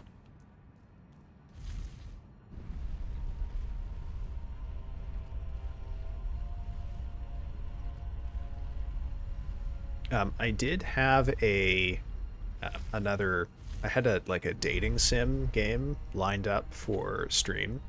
I was going to play a game called Homicipher, which is a game whose central conceit is that like the main character, who is a young woman, is being courted by like stereotypical villains from like internet horror things. And I really wanted to play it, but I was talking to another streamer about it, and apparently it's extremely not gonna fly with TOS. So I don't think I'm gonna play that one on Friday. We'll probably just finish up Decarnation and do one reading thing. Is commissioning the emotes going? It is not going quite yet because I have been absolutely swamped with work So I just haven't had time to investigate emotes yet. But I am still taking any suggestions if people have them for emotes that might be good for chat. I look, I would happily. I don't have a problem playing that thing. I just don't want to get fucking banned off of Twitch because I played a game they don't like.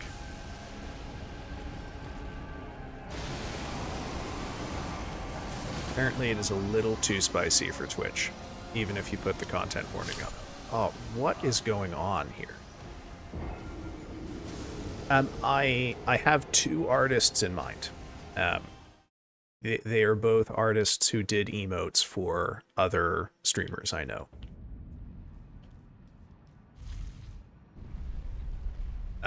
But I'm gonna be delaying fully getting into affiliate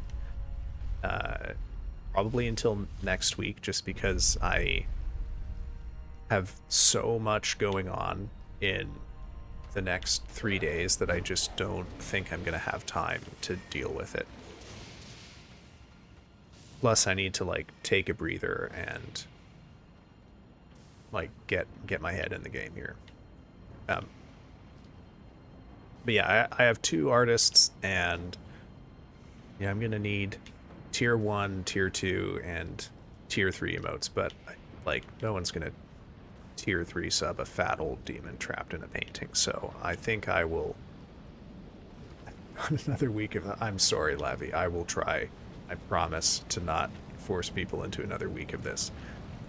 If I don't beat this boss tonight, I might do a guerrilla stream on Sunday to try and beat him. But I've come so close 3 or 4 times, and extremely close once. So it is definitely doable. It's definitely doable.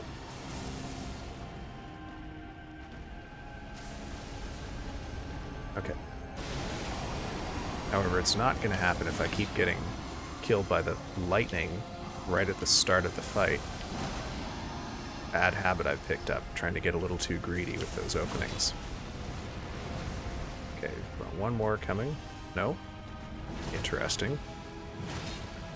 Fire, run. Let's not get caught by the fire. Honk. Okay. Not doing too bad so far. More fire. Okay. I am close to staggering him now. I want to be careful because I don't want to stagger him while I'm all the way back here. There we go. That's better timing. Allow us to get a charged heavy, I think. Good. And we get the crit. Perfect. I think I only need to tag him one more time and we'll get a frostbite effect on it too. Perfect. Okay, let's just get a little further away. There's probably a leaping attack coming here. Okay. That's fine. That's going to go into golden fire, though, so let's back up. Oh, we're getting storm phase. Okay. Where? There. Okay. Fudge. Perfect. Now teleports. Okay. Get a good teleport phase here. Oh, no. Well, alright. We got time. We'll come right back to this.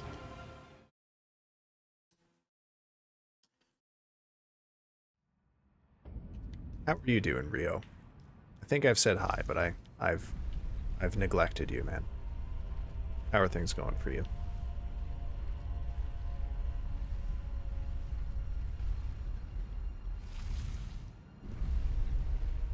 Oh yes, also I was talking earlier about like other kinds of streams I would like to do. We briefly talked about like book club things. I'm just chilling. I left to do an assignment and now I have nothing. Well, allow me to be nothing for you. I can do that. We have, in fact, accomplished nothing tonight because this boss is not yet dead. Although you know what? I guess it's not true that we accomplished nothing. I damn near cried on stream, but managed to not do it. The other type of content I was thinking of here, it's just a thing that occurred to me that I could do, is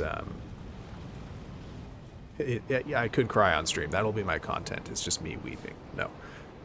Magic the Gathering stuff.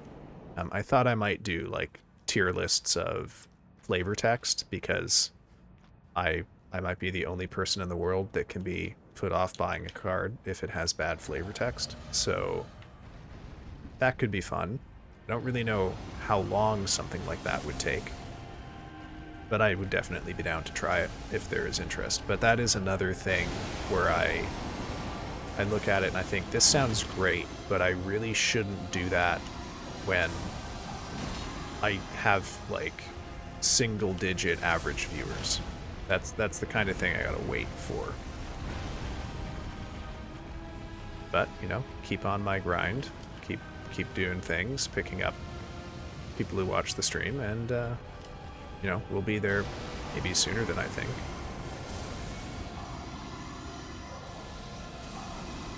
Whoop. What's going on? The first assignment for the course I'm TAing for is getting returned to students tomorrow.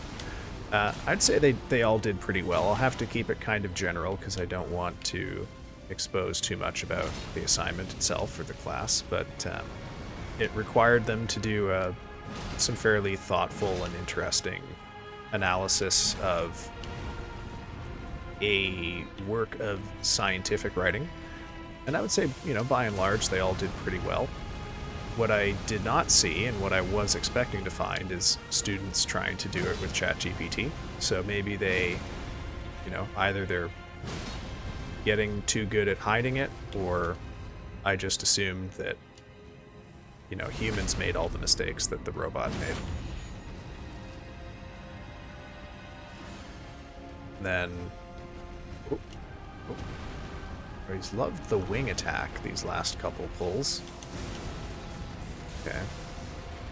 Let's not get too greedy here because we could end up... Okay, storm phase.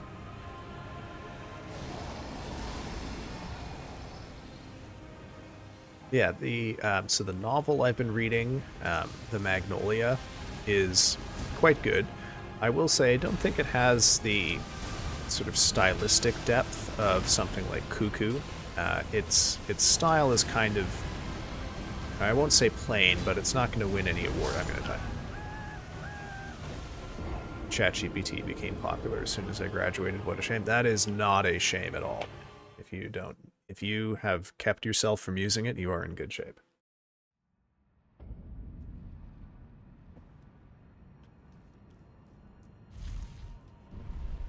Yeah, I mean, look. Sorry, I can clear my throat. Okay. So now I'm gonna really tip my hand here and say another kind of content I have considered doing, because it is honest to who I am, is like more explicitly political content, but I don't know that that is going to go over well in the VTuber scene, where the consensus has really powerfully been established that you don't talk about political subjects, even things that are maybe on the edge of it, like should you or should you not use ChatGPT. But like, I would love to read articles out loud on stream from journalists and researchers who have useful and interesting things to say about this.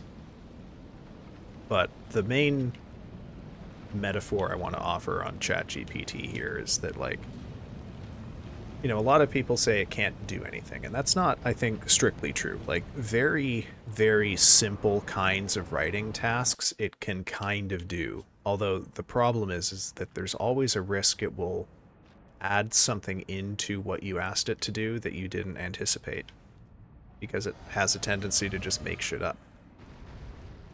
The thing about using ChatGPT to do your English homework, though, which is, you know, especially if you're like a high school student in 8th grade or whatever, you know, you're doing fairly simplistic tasks, or simplistic tasks. Oh, I can't talk. What is going on with me?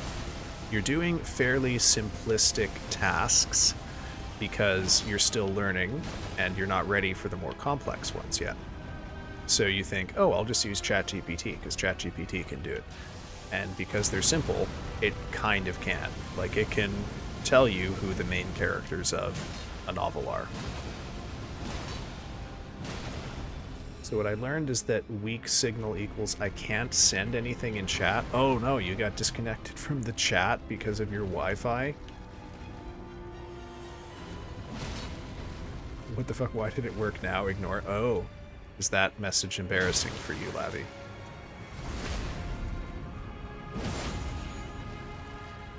Well, I won't screenshot it. Aw, oh, darn. I got greedy. I shouldn't have done that. 60p is a curse. Now, well, hey, you know what? When I end up accepting affiliate, this hypothetically means that I will... it'll be a little easier for you to get access to downscaling. I use ChatGPT for calculations, but it's useless because I check its calculations myself anyway, so it cheats off of me. So yeah, you're just doing free work for Sam Altman. Man, what is going on there? Yeah. But anyway, to get back to my metaphor here, you use ChatGPT for simple things because it can kind of handle them, and this might lead people to believe it can handle more complex things. And the problem, in essence, is that, one, even if you get it to do simple tasks for you, the things that it can actually handle, it's sort of like having someone else lift weights for you, right? Like, if you want to curl 75 pounds, like what am I saying? If you want to, I don't know, yeah, one arm dumbbell curl 75 pounds, that would obviously require a lot of work from you. That's a lot of training, a lot of very careful dieting, a lot of very diligent exercising to be able to develop that kind of strength. And it's hard work, but the accomplishment is kind of like not the main thing. What matters is the work that you put into it that got you there.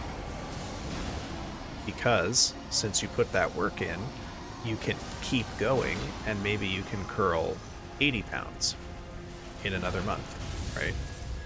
But if all you want is to be able to add an item to your list of achievements that says curled 75 pounds, you might think that it would be fine for you to, like, I don't know, just get someone else to curl it for you, or put it in a machine that does 70% or 70 pounds of the lifting.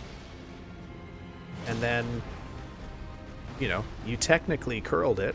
Like, you showed up and said, I want this dumbbell curled, and it got curled, so, you know, you did it in a technical sense, but either the machine lifted it for you, or the person you paid to lift for you did it.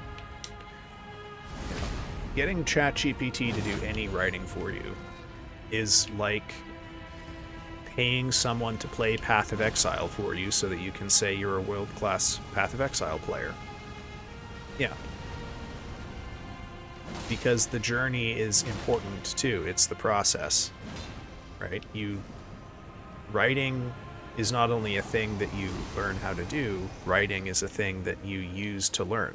And if you don't learn to use writing to learn, you basically haven't gained the skill. And that's kind of what people take away from themselves when they use ChatGPT, even for simple stuff. Okay. Oh, I'm getting mad about ChatGPT and I'm getting distracted from my gameplay.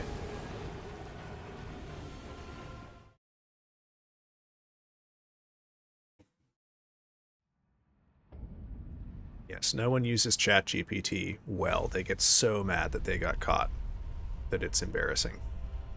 Bob Ross. I don't know how to take that, Bob Ross. I feel like that fundamentally changes the tone of what you said.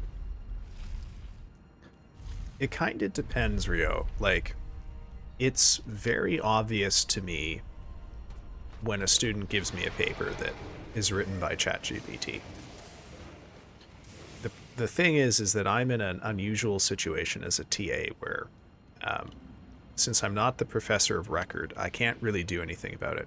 I can just submit it to the professor who's actually teaching the course and say, suspect this was written by ChatGPT for XYZ reasons, and then it's up to the prof. And in the meantime, I have to grade it as if it were a real paper, right?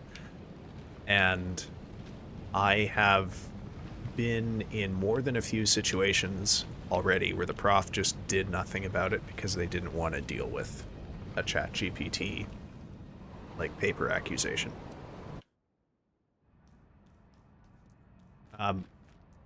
So for me, they're annoying, but I don't fear them because it's really obvious when someone has written a paper that way. I think it would be much worse for someone who teaches high school English because it's often very important that students get a baseline doing like kind of simple stuff. Like, summarizing, talking about themes or motifs or whatever, or listing them, which is the kind of thing that you can kind of get ChatGPT to do, right? Gotta clear my throat 1 second.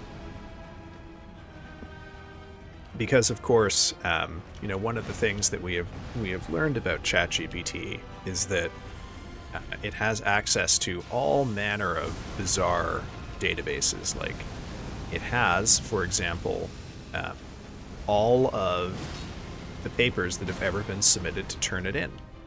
That plagiarism checking software thing, right?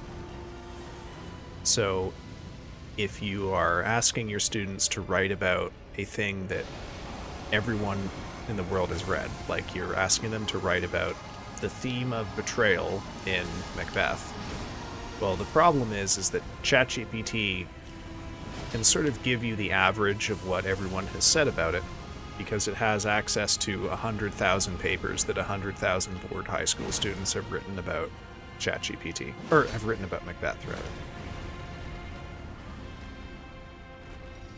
rather. It won't be a good paper, right? And it will still have many of the quirks that ChatGPT papers tend to have. And I'm not going to reveal all of the tricks of the trade here, on which those are, but it will be a little harder, I think, with high school writing to tell the difference between simply bad writing and writing by ChatGPT.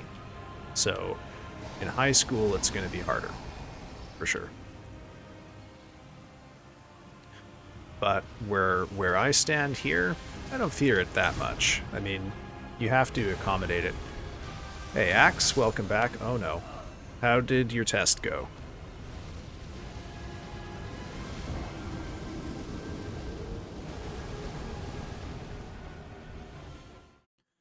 Wow, Axe, you got another message held by Automod? What is going on? There you go.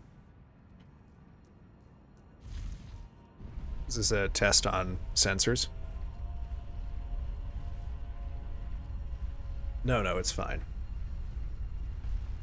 I wish there was a way for me to just, like, tell Twitch that I'm okay with my chat being adults. Intro to logic. Oh, okay. Well, what's your favorite logic? Have to restart the app again to chat. Lavi, I'm so sorry. I'm told that with the availability of affiliate, I should have more consistent access to downscaling. Not this one. That's not your favorite logic? Okay. You don't have a logos of particular excitement. I understand.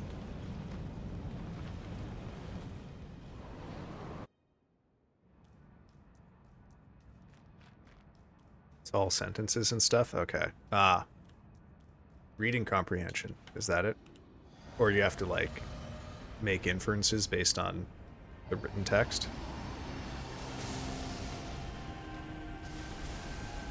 It's fine, Painting Man. Once the Wi-Fi goes out, I have to restart. Oh. You got unreliable Wi-Fi. Sorry to hear that.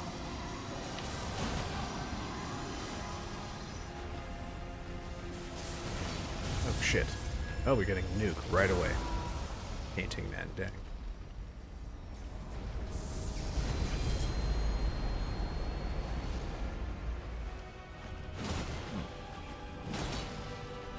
Right. Oh, God. You know, I think my life was fundamentally changed by the fact that I had really bad Wi-Fi in the place where I lived from 2007 until 2012, because I distinctly remember not really being able to get into gaming at that time because my Wi-Fi was so shit. Like, I couldn't play League because I couldn't guarantee that I would have a stable Wi-Fi connection for 40 minutes. Oh no. Now I have gigabyte internet directly into my PC. That did not stop me. Well, you are a stronger man than I was.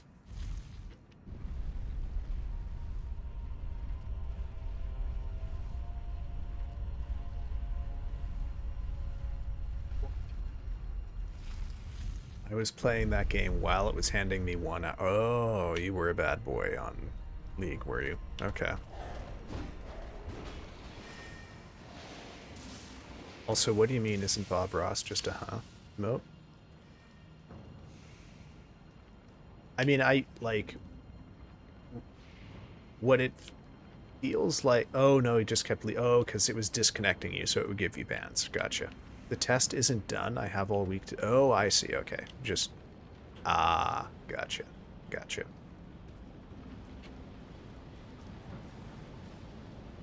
Oh, God, I thought I was about to fall there. Okay. So if you look at that message that you sent, Lavi, the Bob Ross emote makes me feel like you might be talking about a thing that you did. That's how it changes the vibe for me. You're actually your name right now. Well, I mean, it hey man, like, look at how far you've come with it already. You just gotta put your time in, keep a level head about you. You'll come out on top of this one. I'm sure of it. You know the material, you got time, just gotta make the time. You're already part of the way there. Oh shit. Okay, we're about to learn interesting things here. Nope, can't avoid the fire that way.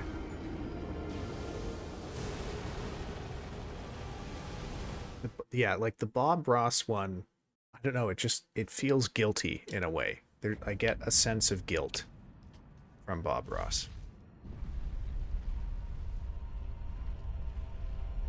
Hard to do what? The thing you've already been doing?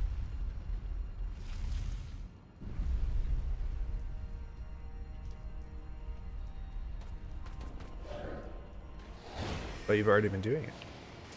You just have to do it 3 more times.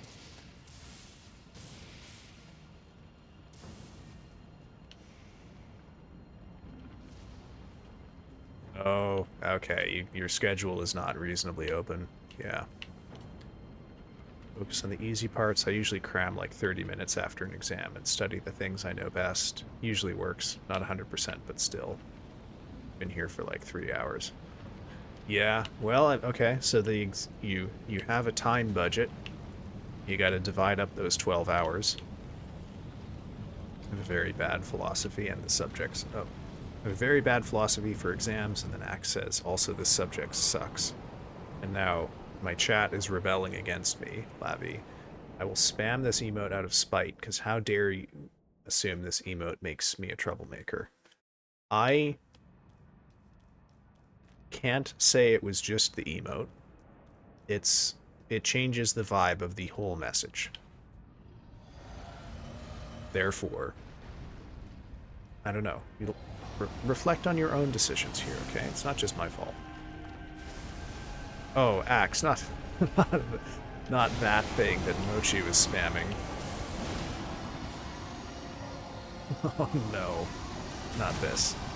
I will say, as much as I am not opposed to it, I will not be having a wanking emoji or wanking emote in my. Oh god. Oh, damn it! In my sub emotes. Sorry, I was so distracted. Can no longer count on one finger how many people sub. Well, okay, but what about one hand, brother? Oh, okay. So for a long time, it was just one person. Just one person for a really long time, and you got used to using that one finger to count, huh?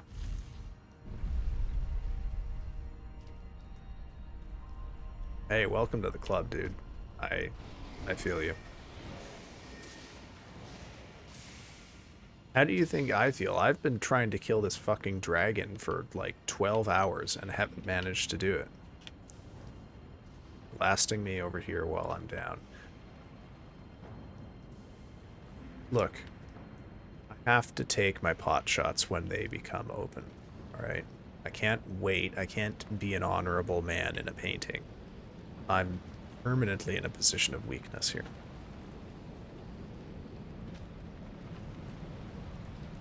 Yeah, aren't we? Aren't we? Maybe. Fucking Bob Ross is gonna torment me. Okay, I am kind of now intrigued by the possibility of, like, getting my face doing that as the Bob Ross thing. I don't know if that's one of the emotes that Twitch is like, no, you can't make your own personal copy of this. I know there are a couple that they have, like, IP on or something. Can't shadow... No, like, it's not the Bob Ross emote. Like, there's some emotes where Twitch is like, you can't upload an emote that's like your version of this one. You have to use ours. But I don't know fully which ones those are. Yeah. Imagine dropping your own version and we still use... Yeah, you know what? You fuckers might well do that. I feel like that's the kind of chat I'm growing here. You would pester me and pester me and pester me to get a, like, Burrow Ross emote, and then you would just use the Bob Ross one anyway.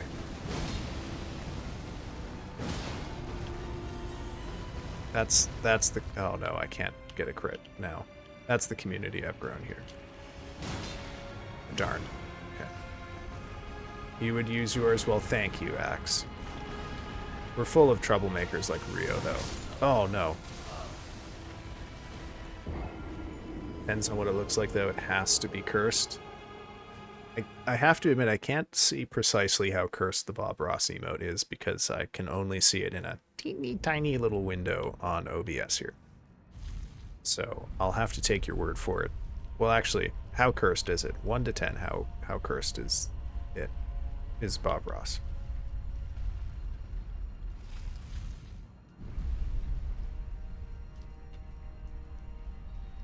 Oh. Actually, I guess it kind of doesn't matter how cursed the original Bob Ross is. It matters how cursed mine is. Okay. Yeah, well, just imagine the painting man, you know, smiling awkwardly while leaning his head against his hand. Yeah, I need an 11 out of 10 cursed Bob Ross emote. Okay. Well, I guess I'll have to find the list of forbidden things to copy and double check that Bob Ross isn't one of them. Oh, yeah. What if Bob Ross was the only one who could free me from this painting? Well, I certainly hope that's not true, because the man's fucking dead, which means I'm stuck in here forever. The tree on his head, paint running from his mouth. I like this vision of Bob Ross. Has to be a 9 or 10 since you pointed out the emote. Has to be uncanny. Yeah, I'm sorry, guys, if this is where you're finding out that Bob Ross is fucking dead. Sorry I had to be the one to tell you. What's wild about it? He's fucking dead.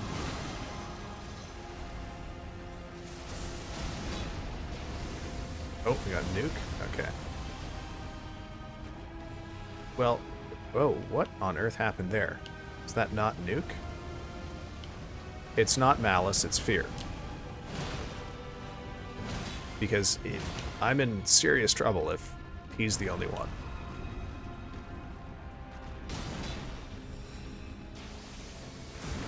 Oh, okay. Get around the back wing. Spin, spin, spin. Alright.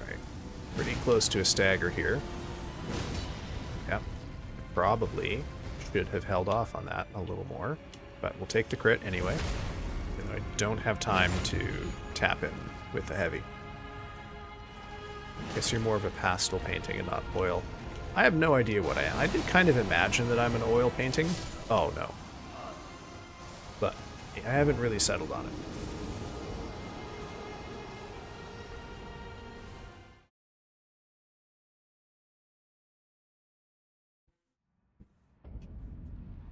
I don't get the joke. What is the joke, Axe? Am I pastel? Oh, I see. I'm pastel aggressive. Gotcha. Gotcha. Here I thought I was an oil painting because I'm so slick, but no. I guess not. If only my gameplay was slick, we'd have a different conversation. Hey man, I hear you. I realize this is genuinely not me trying to like fuck with you or one up. Wow, this game. Thank you, Hammer. Thank you. You made your triumphant return to chat with a compliment that I definitely wasn't fishing for. You're slick in my book. Get that slick joke out of here. Saved. Perfect. Speaking of which, Hammer, some time ago, I promised I had more lore to give you about this guy. Because I had mentioned that Placidusax is a bit of a... He's a bit of a tricky boy himself. He's a bit of a schemer. He's a bit of a man behind the scenes. So, chat. Get ready. We are entering the lore dump zone. Okay. We've been at this boss on repeat, and I think if I like how I'm used to the path to the boss. Okay. Would you like some good news, everyone? The boss after this, the respawn is right outside the door. And there will be no run back. We've had 2 bosses in a row with really horrible run backs, so we will be released from this torment soon, I promise. Hopefully. We'll be released from this torment of the run back once I actually beat this boss, is what I promise. Don't hold me to a timeline.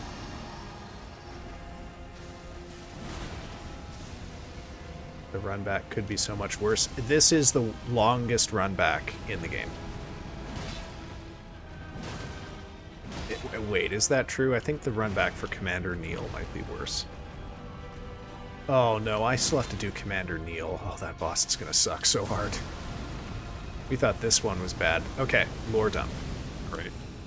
So, one of the things we know about Placidusax is that he was Elden Lord in an ancient era, and we don't know whose god he was a vessel for, or whose god's vessel he was consort to. So, a lot is unknown about him. But we do know that he represents the lineage of ancient dragons, and you can tell he's an ancient dragon because he has 4 wings and his scales are made of stones. Now, I will just note, of course, that Placidusax, although he is an ancient dragon, his wings are not in the same place as other ancient dragons. And of course, dude has 6 heads. Or, I'm sorry, not 6 heads. Why did I say that? 5 heads. So something is going on with him. But he made war against the wyverns, who are related to dragons, but are anatomically distinct in that wyverns have 2 legs and 2 wings. Right? So they don't have separate forearms like... Right, yeah. We know he had 5. And we can find at least 2 of them attached to the back of a wyvern. Oh no, I'm gonna die. Attached to the back of a wyvern in DLC. So, at some point in the past, and for reasons that are kind of arguable, Placidusax and a wyvern named Bale, who is the oldest and strongest wyvern, had a really, really awful throwdown fight, which resulted in at least 2 of Placidusax's heads being ripped off, and Bale losing a leg, losing most of his tail, losing most of his wings, and suffering a wide variety of other injuries.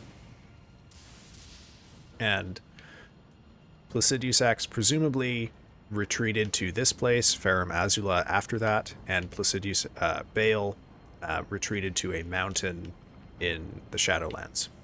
Okay? So, Placidusax, it's not clear if he was still Elden Lord at that time.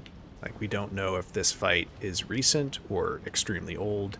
We don't know if this fight happened before or after the god that Placidusax served had fled the Lands Between. Presumably after, because Placidusax kind of got owned. It was a draw, and that's not great for him. But Placidusax wasn't done, even though he was in no position to actually fight. So he looked out at the world and he saw that there were these interesting creatures called humans populating it. And one of the things that he noted about humans is that they have a changeable nature, that they're very ambitious, and they are very driven to accumulate more power, and will happily take on terrible risk to themselves in order to become more powerful. So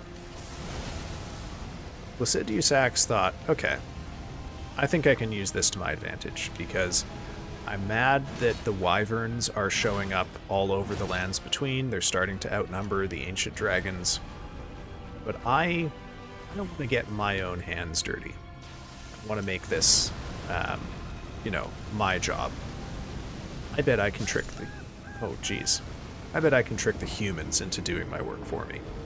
So he sends down an ancient dragon named Florisax, who takes on the appearance of a human, and Florisax teaches anyone who will listen how to gain the power of a dragon, and that's any dragon, ancient dragon or wyvern, by killing it and eating its heart. And the theory goes here is that Placidusax sent Florisax to teach humans these powers, or this technique, and then asked all of the remaining ancient dragons to come back. And most of them did. Only a handful are left in the Lands Between. So suddenly, the humans know how to get power from dragon hearts, but all of the dragons they can find are wyverns. And so the humans begin to extensively kill every wyvern nest that they can find. Hey, ADV, welcome in. How's it going, man? All because Placidusax got absolutely fucking owned in a fight with Bale and couldn't get over it. Burrow, yes? I'm gonna make a toe redeem. That's all I'm saying. What? Okay.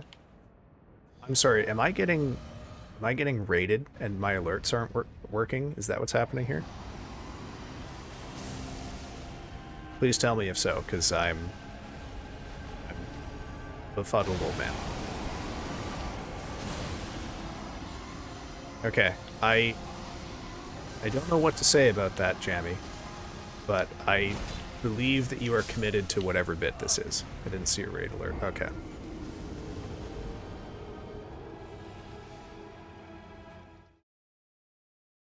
Who knew that there's no raid in Bossing Say? Okay. Okay. I'll take your word for it.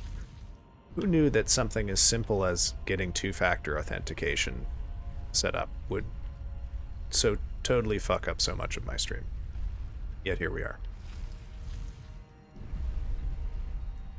I appreciate that you appreciate my commitment to the bit. Can I at least ask, PJ, did this toe redeem come from something in your stream or here? Uh-oh.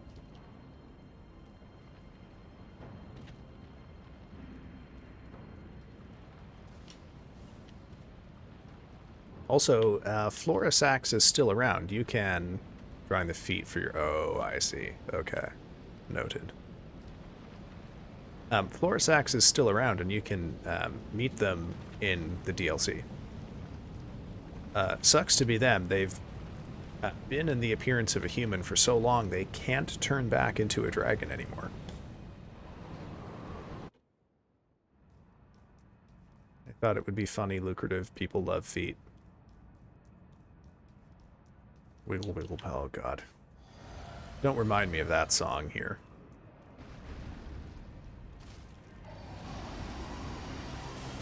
Is it going to be called Toe Jam?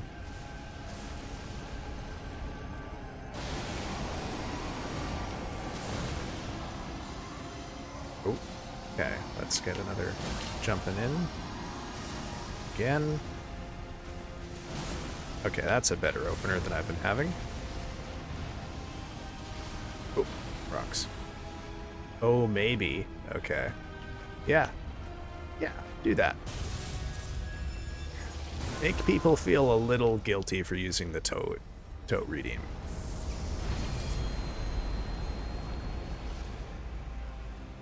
Heck. Oh.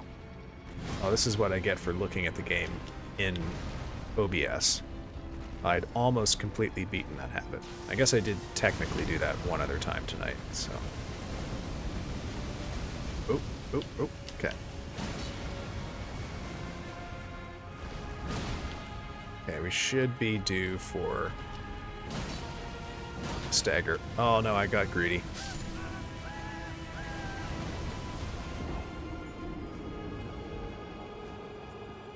$10 for a wiggle. Well, don't forget the penis butter then. No auto mod. I don't understand auto mod. I feel, yeah. Oh, I guess it's a butter and jam joke. Okay. Though, what? Yeah, if there's a more sophisticated reference here, I don't fully understand it. Okay, it's just a toe jam and butter thing. There's auto mod. I mean, auto mod has shown up, yeah. Because Axe is teaching Automod so many fun human words.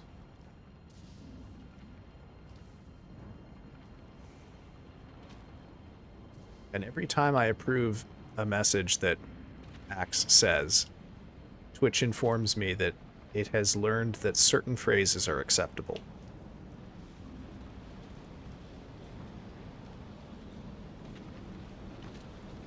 Well, isn't that what you're doing, Axe? You certainly wouldn't come into my stream and sort of, you know, be deliberately vulgar in order to provoke the Automod. Would you?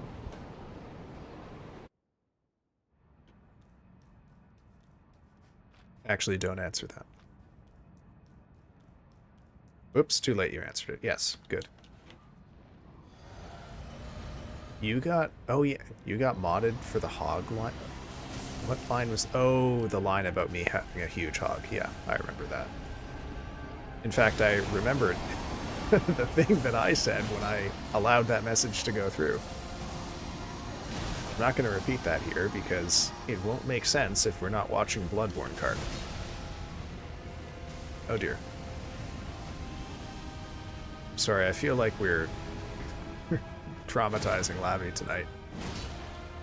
Came in during my story about the Wax Museum execution chamber. Now all of this. Oh dear, oh dear. It's a trial by fire tonight, Lavi, I'm sorry.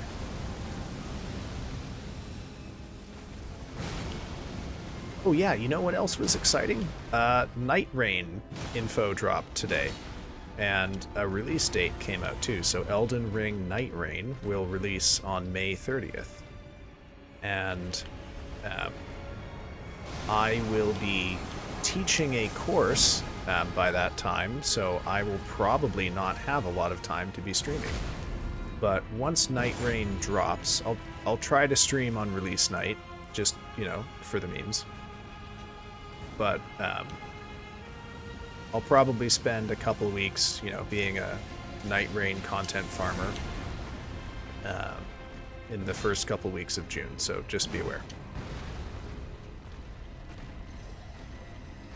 Am I spicy tonight? What am I spicy about? Do I seem annoyed?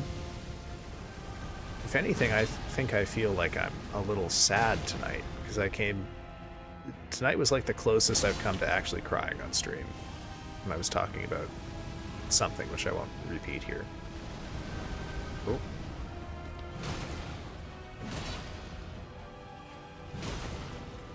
Oh, okay, storm phase.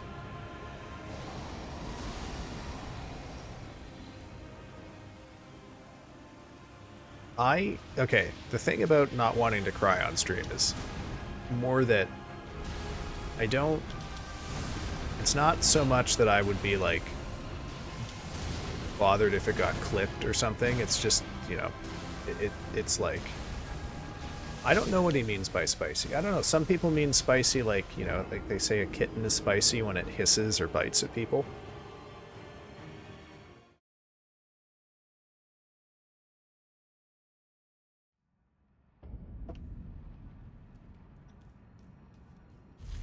No, don't be sorry. Just explain yourself.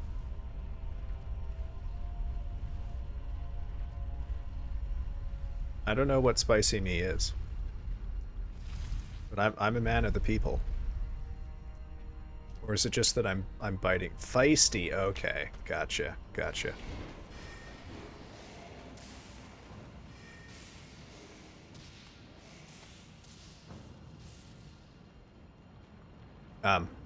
Okay, sorry. So the reason I'm so hesitant to, or why I'm trying to avoid crying on stream isn't necessarily that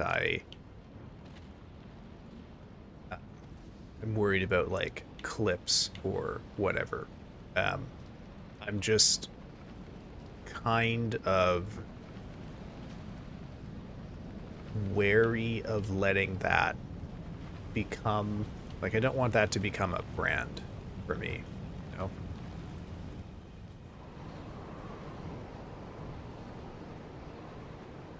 IDK if that means he's out touching grass or that he's just dense. Ooh. Yeah, Rio. You did get cooked. Usually a bit flirty too. Who's being flirty? Am I flirty?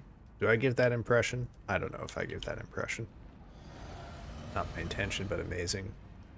Keep up the good work. Wow, we're getting into a real semantics debate here in chat. I'll have to leave you to that. I am already straining my limited attention here. Oh dear. Well, what's going on? What's going on? Tail. Okay. Nuke. I will say I have noticed my gameplay is a lot better when I am like narrativizing what I am doing and my thought process playing the game rather than reading and responding to chat. He's dense chat, that's like, okay. I am never not actually trying to get... Oh, what? Okay, that's the second time that's happened tonight, and I don't fully get what like I'm getting tagged by the fire, but it's not in the place. It's like the fire isn't there, so I don't know how to not experience that. I got too much energy for someone who had a 12-hour day. Holy shit, man. That is a long-ass day. What happened? You got school and work, I guess?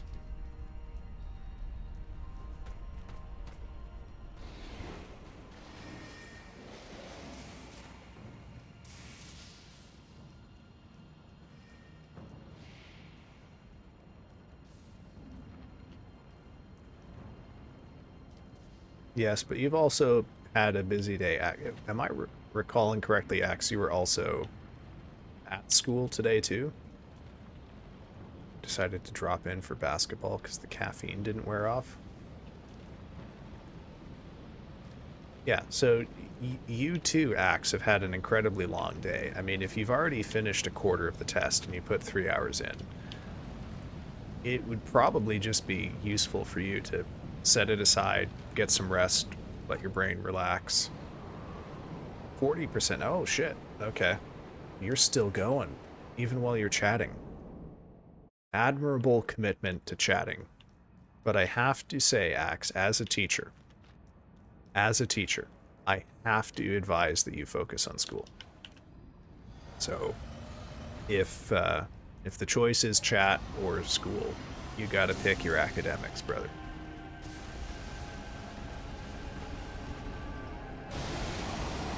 I appreciate you being here, but not if it means you don't get the grades you want.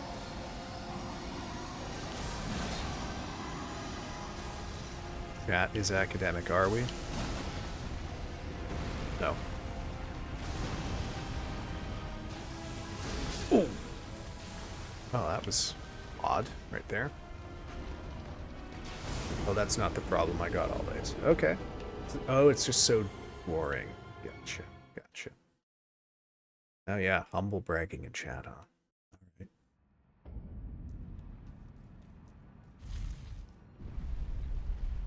Also consider myself academic. Yeah.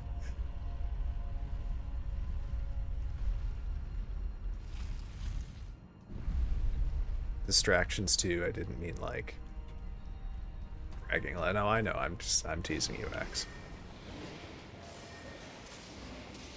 What would you like to teach us about Rio?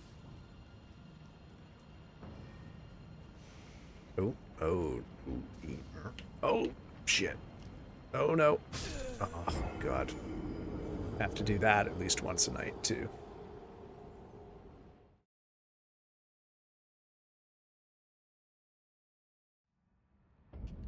Weren't you here for the PNP versus NPN discussion, Rio? Oh, Rio of the Lake, tell us your wisdom. Wow, we are really dogpiling poor Rio here.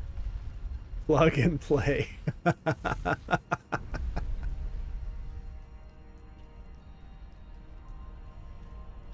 I can't fully articulate why, but the plug and play reference here makes me think of Stop and Swap from Banjo-Kazooie. Any good pulls so far? Hey, Slime. Yes, we have had a number of really good pulls, just none in the last hour or so. I had one that got down to like sub 5%. If I had hit him one more time, I would have defeated him. And I've had a couple that got down to sub 10%. But I think I'm just tired now because it's getting late and I am not successfully getting him down to like sub 30 for the last little while.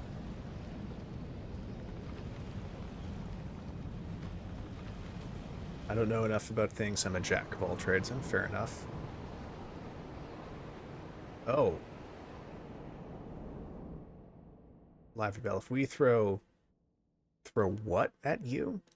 You won't drown, right? Did you mean to say pennies, Lavi?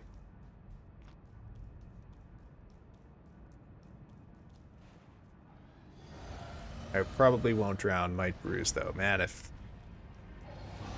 Yeah, that's what I... that's what I hope she meant to. Because, I can't imagine bruising otherwise.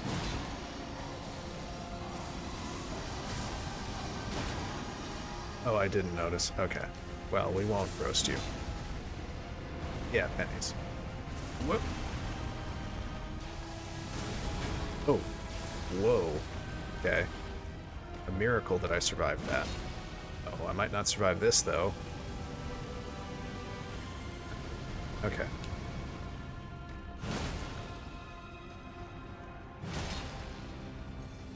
Yeah, I don't know if you saw the good news, Hammer. I have, as of Monday, I have met the requirements to be an affiliate, so I got the invitation to the Bezos Club over email Tuesday afternoon. I was dealing with a whole bunch of stuff, though, and I still will be for the next couple of days, so I haven't accepted it yet.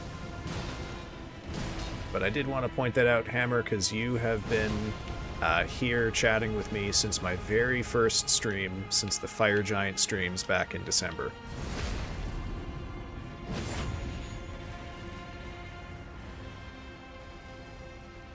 I think it's just the idea of a quantity that could cause someone to drown, but also be thrown at them, is hard to put together. You know? Oh shit. Oh. Oh god. Truckload of pennies. What? Not that club. Bezos Club. Where I get paid in Bezos bucks. And you know what? It's probably good because you know, if the fucking tariffs go through, the Canadian dollar is going to become funny money, and Amazon pays out in American dollars, so that might be the only way I can survive if our currency fucking implodes. No, not tonight. Hammer was at my very first stream ever, which was the Christmas 2024 stream.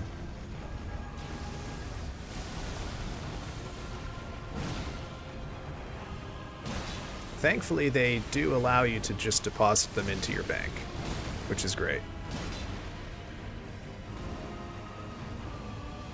Oh, shit. Oh, no. Oh, damn it. I already call it Monopoly money. What do I call it now? I mean, I don't think you need to change what you're calling it, Rio, because it's what everyone else is going to be calling it, too. Not sure if it's this. Oh, yeah, you might have been there too, Blue. You might have, yeah. There's a couple of, like, actually, you know what? I have just told a terrible fib because Rio, in fact, is my first chatter because Rio left a chat message on a test stream that I did a few days before the Christmas one. Ow. That is an honor he shares with Haku and EP, who I don't think either of them are here right now.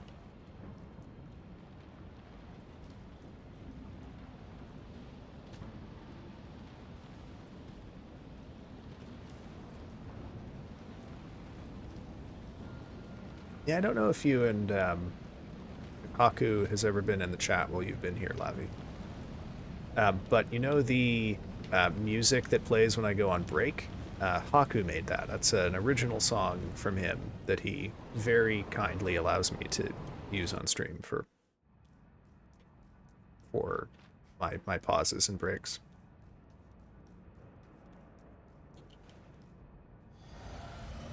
You almost cried to it. It's a little sad song, isn't it?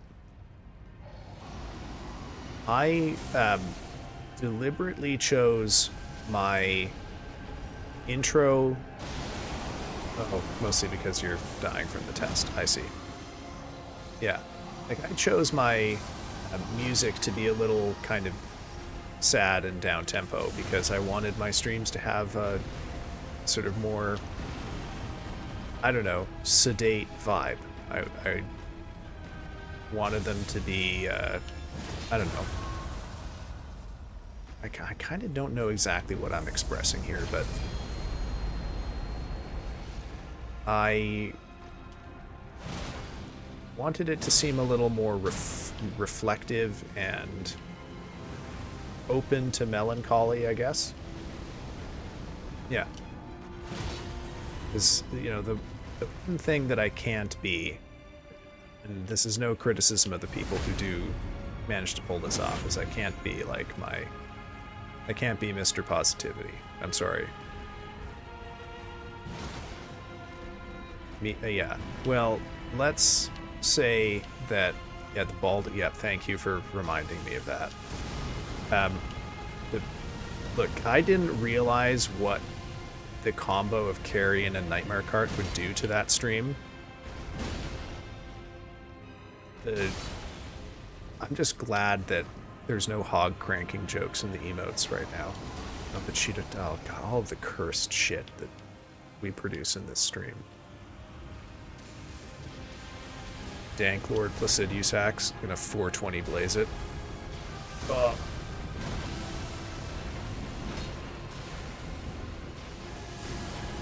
You're not Mr. Optimistic? No, I regret to inform you, PJ, I am not. I am not. Oh no, oh no! I'm not gonna live either. I lived. Okay. Lightning time.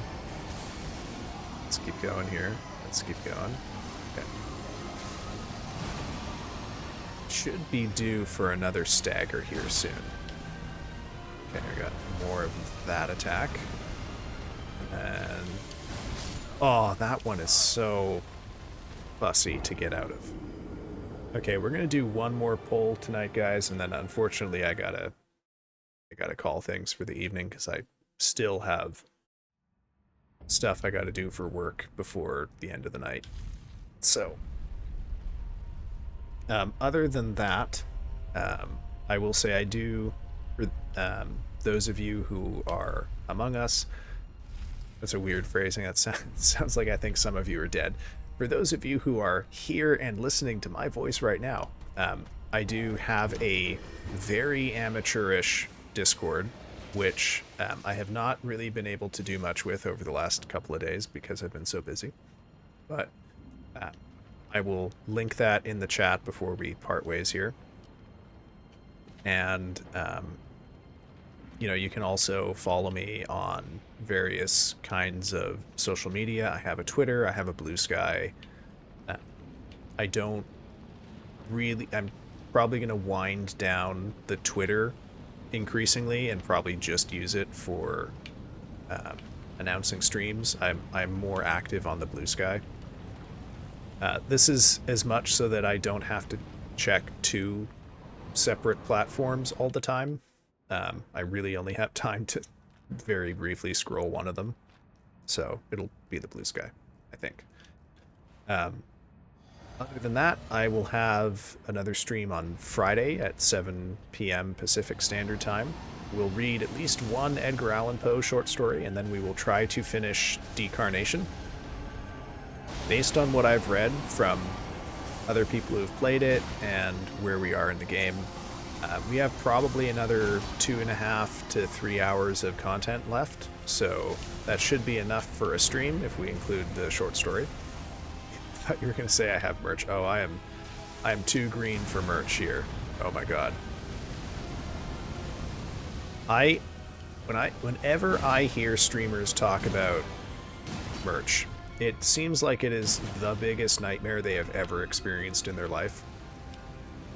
And boy, howdy, that just, I don't know, doesn't seem like a great experience to be dealing with merch. But I guess the people do want the merch, so it's worth keeping in mind. Yes, the spacing technique has really been an important component of my arsenal tonight, I have to say. I've been managing the spacing very well. Okay, lightning.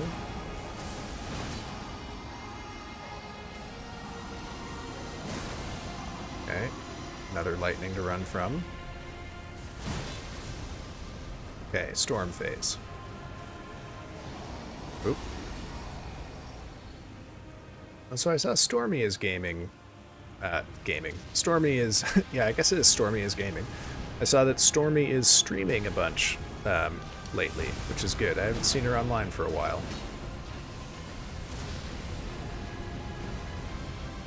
I don't think she's on now, or we would raid her, but we'll figure it out.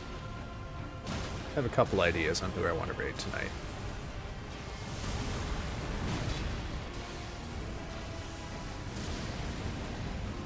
Okay, let's not be reckless here. I feel like we're about to get a stagger. Yep, there we go.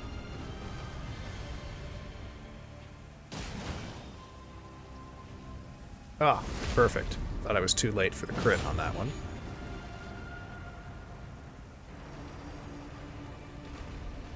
Hello Kitty game. Oh yeah, there's like a Hello Kitty Animal Crossing type thing, isn't there? Or is it more like Stardew? I haven't really looked into it, I have to confess. Aw, really? God damn it. Okay. That was a pretty good pull. But alas, here we are. More like Animal Crossing. Okay. Yeah, the hitbox for the you have to dodge pretty much 180 degrees away from him to get out of that, so if you mess up the angle a little bit, you'll get caught by it. Okay, sorry, just one sec here, folks. Let us... I'm going to link my Discord in the chat here. Bonk. But I think this is it for us tonight. So I have some credits to read out here before we go. My model is courtesy of Sag Bast. The account linked in my credits section, or the link in my credits takes you to his Instagram, but I found him on Fiverr. The overlays, panels, and alert graphics are courtesy of eTerrestrial on Etsy. The startup BRB and ending screens are courtesy of Bizarre Beasties, also on Etsy. The opening music is Heavy Heart by Kevin MacLeod. The chatting and break background music is an original composition by my friend Haku Ataki. And the ending music is Eternal Sleep by Darren Curtis. My name is Furtive Furrow, and I am pleased to have been your host tonight. Make sure you have drank some water, make sure you have eaten some food today, and if you have any medicines, please make sure you have taken those. I'm going to have a look at who is online and who we can raid tonight. Let's see here. Who have we got? Quadricorn is on, but I raided Quadricorn last time, okay. All right, a couple of people I thought I might raid are not online anymore, which is a shame. I have Hammer. Oh, I tried PJ. Could you DM it to me on Discord and I'll put it on the list? Let's see. We are gonna go raid Leviathan. Actually, this is the first time Leviathan and I have been online at the same time, so we will go say hi to her. Leviathan is quite a talented singer, so if we're lucky, we will drop in during a karaoke portion of her stream, but she has a very, very strong singing voice. All right. Thank you, everyone, for joining me tonight. I appreciate your time and your attention, and we will see each other some other time. Goodbye.